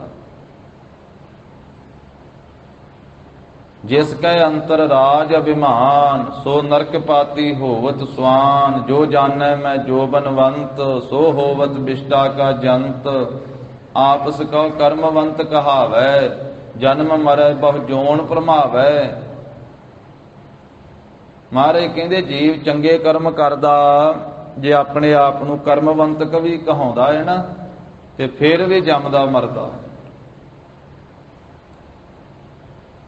ਚੰਗਾ ਕਰਮ ਧਰਮ ਨੂੰ ਧਾਰਨ ਕਰਕੇ ਸੇਵਾ ਸਿਮਰਨ ਨਾਲੋਂ ਵੱਡਾ ਤੇ ਕੋਈ ਚੰਗਾ ਕਰਮ ਹੈ ਹੀ ਨਹੀਂ। ਗੁਰੂ ਕੀ ਸੰਗਤ ਕਰਨੀ, ਸੇਵਾ ਤੇ ਸਿਮਰਨ ਕਰਨਾ, ਇਹ ਸਭ ਤੋਂ ਵੱਡੇ ਕਰਮ ਹਨ। ਹਰ ਕੀਰਤ ਸਾਧ ਸੰਗਤ ਹੈ, ਸਿਰ ਕਰਮਨ ਕੈ ਕਰਮਾ। ਕਹੋ ਨਾਨਕ ਤਿਸ ਭਇਓ ਪ੍ਰਾਪਤ, ਜਿਸ ਪੁਰਬ ਲਿਖੇ ਕਾ ਲਹਿਣਾ। ਪੂਰਬਲੇ ਭਾਗਾਂ ਦਾ ਸਦਕਾ ਇਹ ਸਿਰ ਕਰਮਨ ਕੈ ਕਰਮਾ, ਜੋ ਸ੍ਰੇਸ਼ਟ ਕਰਮ ਹੈ, ਸਤ ਸੰਗਤ ਕਰਨੀ, ਇਹ ਪ੍ਰਾਪਤ ਹੁੰਦੀ ਹੈ। ਪਰ ਸਤ ਸੰਗਤ ਕਰਦਿਆਂ ਵੀ ਜੇ ਹੰਕਾਰ ਆ ਜਾਵੇ, ਨਾਮ ਜਪਦਿਆਂ ਬਾਣੀ ਪੜ੍ਹਦਿਆਂ ਵੀ ਜੇ ਹੰਕਾਰ ਆ ਜਾਵੇ ਵੀ ਮੇਰੇ ਵਰਗਾ ਹੈ ਹੀ ਕੋਈ ਨਹੀਂ, ਮੈਂ ਸਭ ਤੋਂ ਵੱਡਾ ਗਿਆਨੀ, ਮੈਂ ਸਭ ਤੋਂ ਵੱਡਾ ਗ੍ਰੰਥੀ, ਮੈਂ ਸਭ ਤੋਂ ਵੱਡਾ ਕੀਰਤਨੀਆ, ਮੈਂ ਸਭ ਤੋਂ ਵੱਡਾ ਪਾਠੀ, ਮੈਂ ਸਭ ਤੋਂ ਵੱਡਾ ਸੇਵਾਦਾਰ। ਤੇ ਮਹਾਰਾਜ ਸਾਹਿਬ ਕਹਿੰਦੇ ਕਰਮ ਤਾਂ ਚੰਗਾ ਹੈ, ਪਰ ਚੰਗੇ ਕਰਮ ਦਾ ਵੀ ਜਿਹੜਾ ਹੰਕਾਰ ਹੈ ਉਹ ਵੀ ਜੰਮਣ ਮਰਨ ਦਿੰਦਾ। ਆਪਸ ਕਉ ਕਰਮਵੰਤ ਕਹਾਵੈ, ਜਨਮ ਮਰੈ ਬਹੁ ਜੋਨ ਭਰਮਾਵੈ। ਉਂਝ ਹੰਕਾਰ ਹੁੰਦਾ ਹੀ ਚੰਗੇ ਕਰਮ ਦਾ, ਮਾੜੇ ਕੰਮ ਦਾ ਕਾਹਦਾ ਹੰਕਾਰ ਹੋਣਾ। ਕੋਈ ਚੋਰੀ ਕਰਕੇ ਕਹਿ ਸਕਦਾ ਮੇਰੇ ਤੋਂ ਵੱਡਾ ਕੋਈ ਚੋਰ ਨਹੀਂ, ਚੋਰ ਨਹੀਂ ਆਖੇਗਾ। ਕੋਈ ਸਾਧ ਹੀ ਕਹਿ ਸਕਦਾ ਵੀ ਮੇਰੇ ਤੋਂ ਵੱਡਾ ਕੋਈ ਸਾਧ ਨਹੀਂ। ਮੈਂ ਤਨ ਨੂੰ ਸਾਧਿਆ, ਮਨ ਨੂੰ ਸਾਧਿਆ, ਇੰਦਰੀਏ ਸਾਧੇ, ਜਪ ਕੀਤਾ, ਤਪ ਕੀਤਾ। ਚੋਰ ਨੇ ਕੀ ਕਹਿਣਾ ਹੈ? ਔਗੁਣਾ ਦਾ ਕੀ ਹੰਕਾਰ ਹੋਣਾ ਹੈ? ਹੰਕਾਰ ਤੇ ਹੁੰਦਾ ਹੀ ਗੁਣਾ ਦਾ। ਇਸ ਕਰਕੇ ਕੋਈ ਠੱਗ ਥੋੜਾ ਕਹਿ ਸਕਦਾ ਹੈ ਵੀ ਮੇਰੇ ਤੋਂ ਵੱਡਾ ਕੋਈ ਠੱਗ ਨਹੀਂ। ਕੋਈ ਦਾਨੀ ਕਹਿ ਸਕਦਾ ਹੈ ਵੀ ਮੇਰੇ ਤੋਂ ਵੱਡਾ ਕੋਈ ਦਾਨੀ ਨਹੀਂ, ਮੈਂ ਬਹੁਤ ਜ਼ਿਆਦਾ ਦਾਨ ਕਰਦਾ। ਸਤਿਗੁਰੂ ਕਹਿੰਦੇ ਦਾਨ ਕਰ, ਸਾਧਨਾ ਕਰ, ਪਰ ਸਭ ਕੁਝ ਕਰਕੇ ਨਾਲ ਹੰਕਾਰ ਨਾ ਕਰ। ਨਹੀਂ ਤੇ ਇਹ ਚੰਗੇ ਕਰਮ ਵੀ ਇਹ ਵੀ ਬੇੜੀਆਂ ਹੀ ਬਣ ਜਾਣੇ। ਬੇੜੀ ਬੇੜੀ ਹੁੰਦੀ ਆ, ਭਾਵੇਂ ਲੋਹੇ ਦੀ ਹੋਵੇ, ਭਾਵੇਂ ਸੋਨੇ ਦੀ ਹੋਵੇ, ਹੱਥ ਘੜੀ ਤੇ ਹੱਥ ਘੜੀ ਹੈ। ਭਾਵੇਂ ਚੰਗੇ ਕਰਮਾਂ ਦਾ ਹੀ ਹੰਕਾਰ ਹੈ। ਤੋ ਇਸ ਕਰਕੇ ਗਰੀਬ ਨਵਾਜ ਸਤਿਗੁਰੂ ਕਹਿੰਦੇ ਆਪਸ ਕਉ ਕਰਮਵੰਤ ਕਹਾਵੈ, ਜਨਮ ਮਰੈ ਬਹੁ ਜੋਨ ਭਰਮਾਵੈ। ਚੰਗੇ ਕਰਮ ਕਰ ਪਰ ਕਹਾ ਨਾ, ਜਪ ਕਰ, ਤਪ ਕਰ, ਸੇਵਾ ਕਰ, ਸਿਮਰਨ ਕਰ, ਸੰਜਮ ਵਿੱਚ ਰਹਿ, ਧਰਮ ਦੀ ਕਮਾਈ ਕਰ। ਪਰ ਸਭ ਕੁਝ ਕਰਕੇ ਨਿਮਰਤਾ ਨਾਲ ਇਹ ਕਹਿ, ਜਪ ਤਪ ਸੰਜਮ ਧਰਮ ਨਾ ਕਮਾਇਆ, ਸੇਵਾ ਸਾਧ ਨਾ ਜਾਣਿਆ ਹਰ ਰਾਇਆ। ਕਹੋ ਨਾਨਕ ਹਮ ਨੀਚ ਕਰਮਾ, ਸਰਨ ਪਰੇ ਕੀ ਰਾਖੋ ਸਰਮਾ। ਪ੍ਰਤੱਖ ਪਰਮੇਸ਼ਰ ਦਾ ਸਰੂਪ ਧੰਨ ਸ੍ਰੀ ਗੁਰੂ ਅਰਜਨ ਦੇਵ ਸਾਹਿਬ ਜੀ ਦੀ ਰਸਨਾ ਦੇ ਬੋਲ ਵਾ। ਮਹਾਰਾਜ ਸਾਹਿਬ ਜੀ ਵੇਖੋ ਸਭ ਤੋਂ ਮਹਾਨ, ਪਰ ਸਤਿਗੁਰੂ ਜੀ ਆਪਣੀ ਰਸਨਾ ਤੋਂ ਇਹ ਬਚਨ ਕਹਿ ਰਹੇ ਆ ਵੀ ਕਹੋ ਨਾਨਕ ਹਮ ਨੀਚ ਕਰਮਾ, ਸਰਨ ਪਰੇ ਕੀ ਰਾਖੋ ਸਰਮਾ। ਸਤਿਗੁਰੂ ਕਹਿੰਦੇ ਸ਼ੁਭ ਗੁਣ ਧਾਰਨ ਕਰ, ਪਰ ਗੁਣਾਂ ਦਾ ਹੰਕਾਰ ਨਾ ਕਰ। ਨਿਮਰਤਾ 'ਚ ਇਹ ਬੇਨਤੀ ਕਰ, ਜੇਤਾ ਸਮੁੰਦ ਸਾਗਰ ਨੀਰ ਭਰਿਆ, ਤੇਤੇ ਔਗਣ ਹਮਾਰੇ, ਦਇਆ ਕਰੋ ਕਿਛ ਮਿਹਰੇ ਉਪਾਵੋ, ਡੁੱਬਦੇ ਪੱਥਰ ਤਾਰੇ। ਕਿਉਂਕਿ ਗੁਣ ਇਹ ਵੀ ਪਰਮੇਸ਼ਰ ਦੀ ਕਿਰਪਾ ਤੋਂ ਬਿਨਾਂ ਨਹੀਂ ਪ੍ਰਾਪਤ ਹੁੰਦੇ। ਚੰਗਿਆਈਆਂ ਇਹ ਵੀ ਵਾਹਿਗੁਰੂ ਦੀ ਦਇਆ ਦ੍ਰਿਸ਼ਟੀ ਤੋਂ ਬਿਨਾਂ ਨਹੀਂ ਪ੍ਰਾਪਤ ਹੁੰਦੀਆਂ। ਜੇ ਗੁਣ ਪ੍ਰਾਪਤ ਹੋਏ, ਕੋਈ ਚੰਗਾ ਕਰਮ ਕੀਤਾ, ਵਾਹਿਗੁਰੂ ਨੇ ਕਰਵਾ ਲਿਆ, ਤੇ ਮਹਾਰਾਜ ਸਾਹਿਬ ਜੀ ਕਹਿੰਦੇ ਫਿਰ ਸ਼ੁਕਰਾਨਾ ਕਰਿਆ ਕਰ, ਹੰਕਾਰ ਨਾ ਕਰਿਆ ਕਰ। ਗੁਰਮੁਖਾਂ ਦੀ ਇਹ ਅਵਸਥਾ ਹੈ। ਧੰਨ ਸ੍ਰੀ ਗੁਰੂ ਨਾਨਕ ਸਾਹਿਬ ਮਹਾਰਾਜ ਕਹਿੰਦੇ ਜਿਹੜੇ ਗੁਰੂ ਕੀ ਸ਼ਰਨ ਪੈ ਗਏ, ਗੁਰਮੁਖ ਬਣ ਗਏ, ਉਹਨਾਂ ਨੇ ਪਰਮੇਸ਼ਰ ਦੀ ਵਿਚਾਰ ਕੀਤੀ, ਪ੍ਰਭੂ ਨਾਲ ਜੁੜ ਗਏ, ਉਹਨਾਂ ਨੇ ਸ਼ਬਦ ਦਾ ਅਭਿਆਸ ਕੀਤਾ। ਹਉਮੈ ਸ਼ਬਦ ਜਲਾਏ, ਸ਼ਬਦ ਵਿੱਚ ਜੁੜ ਕੇ ਸ਼ਬਦ ਦੀ ਕਮਾਈ ਕਰਕੇ ਉਹਨਾਂ ਨੇ ਹਉਮੈ ਨੂੰ ਜਲਾ ਦਿੱਤਾ, ਹਉਮੈ ਨੂੰ ਸਾੜ ਕੇ ਰੱਖ ਦਿੱਤਾ, ਹਉਮੈ ਨੂੰ ਖਤਮ ਕਰ ਦਿੱਤਾ। ਉਹਨਾਂ ਦੀ ਮਾਣ ਵਡਿਆਈ ਹੁੰਦੀ ਹੈ, ਉਹਨਾਂ ਨੂੰ ਸਿਰੋਂ ਪਾਉ ਪੈਂਦੇ ਹਨ, ਉਹਨਾਂ ਨੂੰ ਬਹੁਤ ਸਤਿਕਾਰ ਦਿੱਤਾ ਜਾਂਦਾ ਹੈ, ਤਾਂ ਉਸ ਸਤਿਕਾਰ ਨੂੰ ਉਹ ਪ੍ਰਾਪਤ ਕਰਕੇ ਹੰਕਾਰੀ ਨਹੀਂ ਹੁੰਦੇ ਹਨ, ਉਹ ਅਰਦਾਸ ਕਰਦੇ ਜੁੜਦੇ।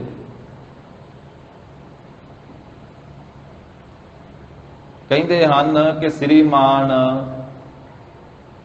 ਸੰਤ ਮਹਾਂਪੁਰਖ ਸੰਤ ਬਾਬਾ ਅਤਰ ਸਿੰਘ ਜੀ ਮਸਤੂਆਣੇ ਵਾਲੇ ਮਹਾਂਪੁਰਖ ਸੱਚਖੰਡ ਸ੍ਰੀ ਹਰਿਮੰਦਰ ਸਾਹਿਬ ਆਉਣਾ, ਦਰਬਾਰ ਸਾਹਿਬ ਤੇ ਨਮਸਕਾਰ ਕਰਨੀ ਧੰਨ ਸ੍ਰੀ ਗੁਰੂ ਰਾਮਦਾਸ ਸਾਹਿਬ ਮਹਾਰਾਜ ਦੇ ਚਰਨਾਂ ਦੇ ਵਿੱਚ, ਤੇ ਕਹਿੰਦੇ ਕਿੰਨਾ ਚਿਰ ਸੀਸ ਰੱਖ ਕਰਕੇ ਉੱਪਰ ਚੁੱਕਣਾ ਹੀ ਨਾ। ਮਹਾਰਾਜ ਸਾਹਿਬ ਜੀ ਦੇ ਪਰਿਕਰਮਾ ਦੇ ਵਿੱਚ ਮੱਥਾ ਟੇਕਣਾ ਤੇ ਕਿੰਨਾ ਚਿਰ ਆਪਣਾ ਸੀਸ ਜ਼ਮੀਨ ਤੇ ਰੱਖੀ ਛੱਡਣਾ। ਕਿਸੇ ਪ੍ਰੇਮੀ ਨੇ ਬੇਨਤੀ ਕਰਕੇ ਪੁੱਛਿਆ ਵੀ ਮਹਾਂਪੁਰਖੋ ਇੰਨਾ ਸਮਾਂ ਵਾਰ-ਵਾਰ ਤੁਸੀਂ ਨਮਸਕਾਰ ਕਰਦੇ ਹੋ? ਕਹਿੰਦੇ ਵੀ ਸੰਗਤਾਂ ਸਾਨੂੰ ਮਾਣ ਸਨਮਾਨ ਬਹੁਤ ਦਿੰਦੀਆਂ, ਸੰਗਤਾਂ ਸਾਡੇ ਅੱਗੇ ਝੁਕਦੀਆਂ, ਗੁਰੂ ਕੇ ਸਿੱਖ ਝੁਕਦੇ ਰਹਿੰਦੇ ਆ, ਇਸ ਕਰਕੇ ਅਸੀਂ ਗੁਰੂ ਰਾਮਦਾਸ ਸਾਹਿਬ ਦੇ ਚਰਨਾਂ ਵਿੱਚ ਆ ਕਰਕੇ ਉਹ ਸਾਰੇ ਸੰਗਤਾਂ ਦਾ ਜਿਹੜਾ ਦਿੱਤਾ ਹੋਇਆ ਸਾਨੂੰ ਮਾਣ ਸਨਮਾਨ ਹੈ ਨਾ, ਅਸੀਂ ਇੱਥੇ ਆ ਕੇ ਭੇਟ ਕਰ ਦਿੰਦੇ ਕਿ ਸਤਿਗੁਰੂ ਆਪ ਜੀ ਦੇ ਸਿੱਖ ਜਾਣ ਕਰਕੇ ਸਾਨੂੰ ਸੰਗਤ ਨੇ ਇੰਨਾ ਮਾਣ ਸਨਮਾਨ ਦਿੱਤਾ, ਉਹ ਸਾਰਾ ਮਾਣ ਸਨਮਾਨ ਆਪ ਜੀ ਦਾ ਹੀ ਤੇ ਆਪ ਜੀ ਦੇ ਚਰਨਾਂ 'ਚ ਭੇਟ ਕਰਦੇ। ਇਹ ਗੁਰਮੁਖਾਂ ਦੀ ਅਵਸਥਾ, ਇਹ ਰੱਬ ਦੇ ਪਿਆਰਿਆਂ ਦੀ। ਇਸੇ ਤਰ੍ਹਾਂ ਹੀ ਸ੍ਰੀਮਾਨ ਸੰਤ ਗਿਆਨੀ ਗੁਰਬਚਨ ਸਿੰਘ ਜੀ ਖਾਲਸਾ ਪਿੰਡਰਾਂ ਵਾਲੇ ਮਹਾਂਪੁਰਖ ਦਮਦਮੀ ਟਕਸਾਲ ਦੇ 12ਵੇਂ ਜਥੇਦਾਰ ਮਹਾਂਪੁਰਖ ਜਥੇ ਸੰਗਤ ਸਮੇਤ ਜਦੋਂ ਬੰਬੇ ਦੇ ਇਲਾਕੇ ਵਿੱਚ ਕਲਕੱਤੇ ਵਾਲੇ ਪਾਸੇ ਸਿੱਖੀ ਦਾ ਪ੍ਰਚਾਰ ਪ੍ਰਸਾਰ ਕਰਨ ਵਾਸਤੇ ਗਏ ਤੇ ਉਧਰ ਦੀ ਸੰਗਤ ਨੇ ਬਹੁਤ ਸਾਰੇ ਸਿੰਘਾਂ ਦਾ ਮਾਣ ਸਨਮਾਨ ਕਰਦਿਆਂ ਹੋਇਆਂ ਸਟੇਸ਼ਨ ਤੋਂ ਆ ਕਰਕੇ ਸੰਗਤ ਅੱਗੋਂ ਬੜੇ ਆਦਰ ਦੇ ਨਾਲ ਮਹਾਂਪੁਰਖਾਂ ਨੂੰ ਤੇ ਸਾਰੇ ਸਿੰਘਾਂ ਨੂੰ ਲੈ ਕਰਕੇ ਗਏ। ਮਹੀਨਾ ਭਰ ਜਿੰਨਾ ਸਮਾਂ ਉੱਥੇ ਪ੍ਰੋਗਰਾਮ ਬਣਿਆ ਸੀ, ਕਥਾ ਕੀਤੀ, ਕਥਾ ਕੀਰਤਨ ਦੇ ਪ੍ਰਵਾਹ ਸਵੇਰੇ ਸ਼ਾਮ ਚੱਲੇ। ਜਦੋਂ ਬਾਅਦ ਵਿੱਚ ਵਾਪਸ ਆਉਣ ਲੱਗੇ ਫਿਰ ਸੰਗਤ ਨੇ ਬਹੁਤ ਮਾਣ ਸਨਮਾਨ ਦੇ ਨਾਲ ਫੁੱਲਾਂ ਦੇ ਹਾਰ ਪਾਏ, ਸਿਹਰੇ ਪਾਏ ਸਾਰੇ ਸਿੰਘਾਂ ਦੇ। ਇੱਕ ਇੱਕ ਸਿੰਘ ਨੂੰ ਇੱਕ ਇੱਕ ਗੱਡੀ ਵਿੱਚ ਬਿਠਾ ਕਰਕੇ ਤੇ ਸਟੇਸ਼ਨ ਤੇ ਛੱਡਣ ਵਾਸਤੇ ਆਏ, ਇੰਨੀ ਸੰਗਤ ਨਾਲ ਆਈ। ਫਿਰ ਰਸਤੇ ਵਿੱਚ ਆਉਂਦਿਆਂ ਹੋਇਆਂ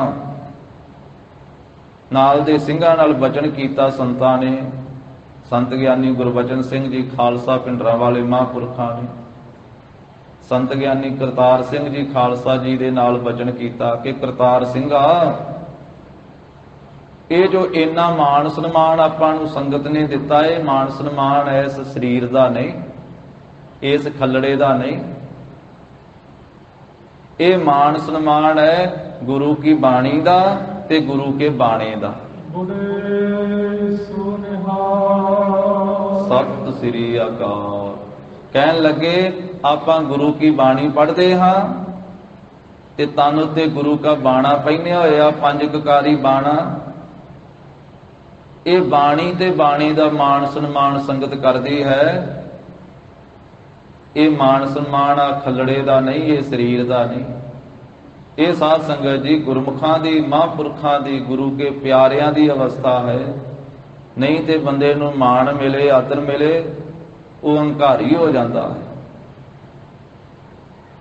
ਤੇ ਸਤਿਗੁਰੂ ਗਰੀਬ ਨਵਾਜ ਸਾਹਿਬ ਜੀ ਅੰਮ੍ਰਿਤ ਬਾਣੀ ਵਿੱਚ ਵਾਰ-ਵਾਰ ਸਮਝਾਉਂਦੇ ਆ ਇਹ ਭਾਈ, ਜਿਸ ਵੇਲੇ ਕੋਈ ਵਡਿਆਈ ਮਿਲਦੀ ਹੈ ਤੇ ਫਿਰ ਵੀ ਇਹ ਕਿਹਾ ਕਰ ਵੀ ਇਹ ਸਤਿਗੁਰੂ, ਇਹ ਵਡਿਆਈ ਆਪ ਜੀ ਦੀ ਦਿੱਤੀ ਹੋਈ ਮਿਲੀ ਹੈ। हे ਪਰਮੇਸ਼ਰ ਵਾਹਿਗੁਰੂ ਜੀ, ਇਹ ਸਭ ਵਡਿਆਈਆਂ ਆਪ ਜੀ ਦੀਆਂ, ਮੇਰਾ ਤੇ ਨਾਂ ਕੋਈ ਨਹੀਂ ਜਾਣਦਾ। ਔਰ ਇਹ ਅਸਲੀਅਤ ਹੈ ਵੀ ਜਿੰਨੀ ਵੀ ਵਡਿਆਈ ਹੈ ਇਹ ਪਰਮੇਸ਼ਰ ਦੀ ਵਡਿਆਈ ਹੈ, ਗੁਰੂ ਦੀ ਵਡਿਆਈ ਹੈ। ਪਰਮੇਸ਼ਰ ਦੀ ਜੋਤ ਸਾਡੇ ਸਰੀਰ 'ਚ ਕੰਮ ਕਰਦੀ, ਅਸੀਂ ਤੁਰਦੇ ਫਿਰਦੇ ਆ ਤੇ ਵਡਿਆਈ ਫਿਰ ਕਿਹਦੀ ਹੋਈ? ਪਰਮੇਸ਼ਰ ਦੀ। ਨਾਲੇ ਤਨ ਪੈਦਾ ਹੀ ਉਹਨੇ ਕੀਤਾ ਹੈ, ਮਨੁੱਖਾ ਸਰੀਰ ਉਹਨੇ ਦਿੱਤਾ, ਜਿੰਦ ਜਾਨ ਉਸੇ ਨੇ ਦਿੱਤੀ ਹੈ। ਤੂੰ ਠਾਕੁਰ ਤੁਮ ਪਹਿ ਅਰਦਾਸ, ਜੀਉ ਪਿੰਡ ਸਭ ਤੇਰੀ ਰਾਸ। ਹੈ ਤਾਂ ਉਸੇ ਦੀ ਇਹ ਰਾਸ ਪੂੰਜੀ ਦਿੱਤੀ ਹੋਈ ਸਾਨੂੰ ਪ੍ਰਾਪਤ ਹੋਈ ਹੈ। ਜਿੰਦ ਉਹਨੇ ਦਿੱਤੀ, ਸਰੀਰ ਉਹਨੇ ਦਿੱਤਾ, ਬਾਕੀ ਸਭ ਵਡਿਆਈਆਂ ਵੀ ਪਰਮੇਸ਼ਰ ਵਾਹਿਗੁਰੂ ਜੀ ਦੀਆਂ। ਤੁਧ ਆਗੇ ਅਰਦਾਸ ਹਮਾਰੀ, ਜੀਉ ਪਿੰਡ ਸਭ ਤੇਰਾ। ਕਹੋ ਨਾਨਕ ਸਭ ਤੇਰੀ ਵਡਿਆਈ, ਕੋਈ ਨਾਉ ਨਾ ਜਾਣੈ ਮੇਰਾ। ਸਭ ਗੁਰੂ ਕੀ ਵਡਿਆਈ ਹੈ, ਪਰਮੇਸ਼ਰ ਦੀ ਵਡਿਆਈ ਹੈ। ਇਸ ਕਰਕੇ ਇਹ ਅਵਸਥਾ ਭਗਤਾਂ ਸੰਤਾਂ ਦੀ ਹੈ, ਗੁਰਮੁਖਾਂ ਦੀ ਹੈ।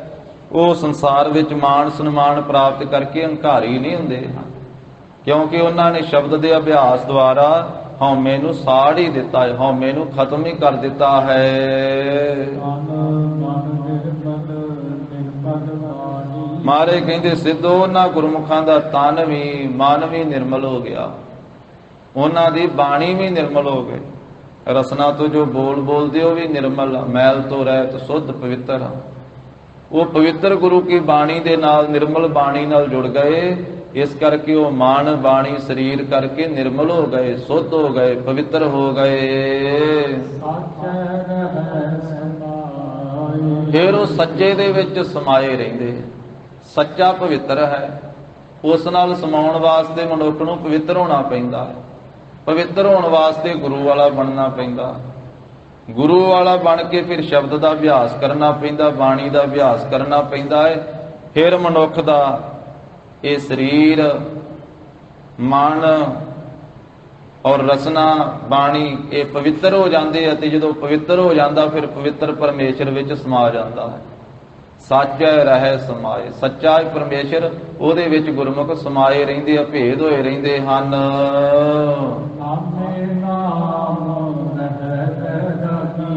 ਮਹਾਰਾਜ ਕਹਿੰਦੇ ਨਾਮੀ ਪਰਮੇਸ਼ਰ ਦੇ ਨਾਮ ਦੇ ਵਿੱਚ ਹੀ ਜੁੜੇ ਰਹਿੰਦੇ ਹਨ। ਪਰਮੇਸ਼ਰ ਦੇ ਪਿਆਰੇ ਜਿਹੜੇ ਬੈਰਾਗੀ ਹਨ, ਜਿਨ੍ਹਾਂ ਨੂੰ ਬੈਰਾਗ ਲੱਗਾ ਹੋਇਆ ਹੈ ਪਰਮੇਸ਼ਰ ਵਾਹਿਗੁਰੂ ਜੀ ਦੀ ਪ੍ਰਾਪਤੀ ਦਾ, ਸੰਸਾਰ ਦੇ ਰਾਗ ਤੋਂ ਮੋਹ ਤੋਂ ਜਿਹੜੇ ਉੱਪਰ ਹੋ ਗਏ, ਬੈਰਾਗੀ ਬਣ ਗਏ, ਪ੍ਰੇਮੀ ਬਣ ਗਏ ਪਰਮੇਸ਼ਰ ਦੇ, ਤੇ ਉਹ ਮਨ ਬਾਣੀ ਕਰਕੇ ਸਰੀਰ ਕਰਕੇ ਨਾਮ ਨਾਲ ਜੁੜੇ ਰਹਿੰਦੇ ਹਨ। ਉਹਨਾਂ ਨੇ ਸੱਚੇ ਨਾਮ ਨੂੰ ਆਪਣੇ ਔਰ ਹਿਰਦੇ ਦੇ ਵਿੱਚ ਧਾਰਨ ਕਰਕੇ ਰੱਖਿਆ ਹੋਇਆ ਹੈ। ਉਹਨਾਂ ਦੇ ਹਿਰਦੇ ਵਿੱਚ ਸੱਚਾ ਵਸਿਆ ਹੋਇਆ ਹੈ।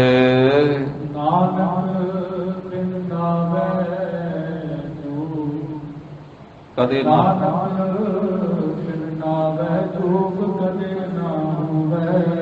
ਗਰੀਬ ਨਵਾਜ ਸਾਹਿਬ ਕਹਿੰਦੇ ਨਾਮ ਤੋਂ ਬਿਨਾਂ ਹੈ ਸਿੱਧੋ ਕਦੇ ਵੀ ਜੋਗੀ ਨਹੀਂ ਬਣਿਆ ਜਾ ਸਕਦਾ, ਜੋਗ ਦੀ ਪ੍ਰਾਪਤੀ ਨਹੀਂ ਹੋ ਸਕਦੀ। ਜੋਗ ਕਹਿੰਦੇ ਜੁੜਨ ਨੂੰ, ਸਾਧ ਸੰਗਤ ਜੀ, ਜੋਗੀ ਕਹਿੰਦੇ ਜੁੜੇ ਹੋਏ ਨੂੰ। ਜੋਗ ਨਾਮ ਜੁੜਨ ਦਾ ਹੈ, ਪਰਮੇਸ਼ਰ ਵਾਹਿਗੁਰੂ ਜੀ ਦੇ ਨਾਲ ਜੁੜ ਜਾਣਾ। ਨਾਨਕ ਬਿਨ ਨਾ ਆਵੈ ਜੋਗ ਕਦੇ ਨਾ ਹੋਵੇ। ਮਹਾਰਾਜ ਕਹਿੰਦੇ ਸਿੱਧੋ ਗੱਲ ਇਹ ਆ ਕਿ ਨਾਮ ਤੋਂ ਬਿਨਾਂ ਜਿੰਨਾ ਚਿਰ ਜੀਵ ਨਾਮ ਨਾਲ ਨਹੀਂ ਨਾ ਸਾਂਝ ਪਾਉਂਦਾ, ਨਾਮ ਨਾਲ ਨਹੀਂ ਜੁੜਦਾ, ਉਹਨਾਂ ਚਿਰ ਪਰਮੇਸ਼ਰ ਨਾਲ ਕਦੇ ਜੋੜ ਹੀ ਨਹੀਂ ਸਕਦਾ, ਉਹਨਾਂ ਚਿਰ ਜੋਗੀ ਬਣ ਹੀ ਨਹੀਂ ਸਕਦਾ। ਇਹਨੂੰ ਜੋਗ ਦੀ ਪ੍ਰਾਪਤੀ ਨਹੀਂ ਹੋ ਸਕਦੀ।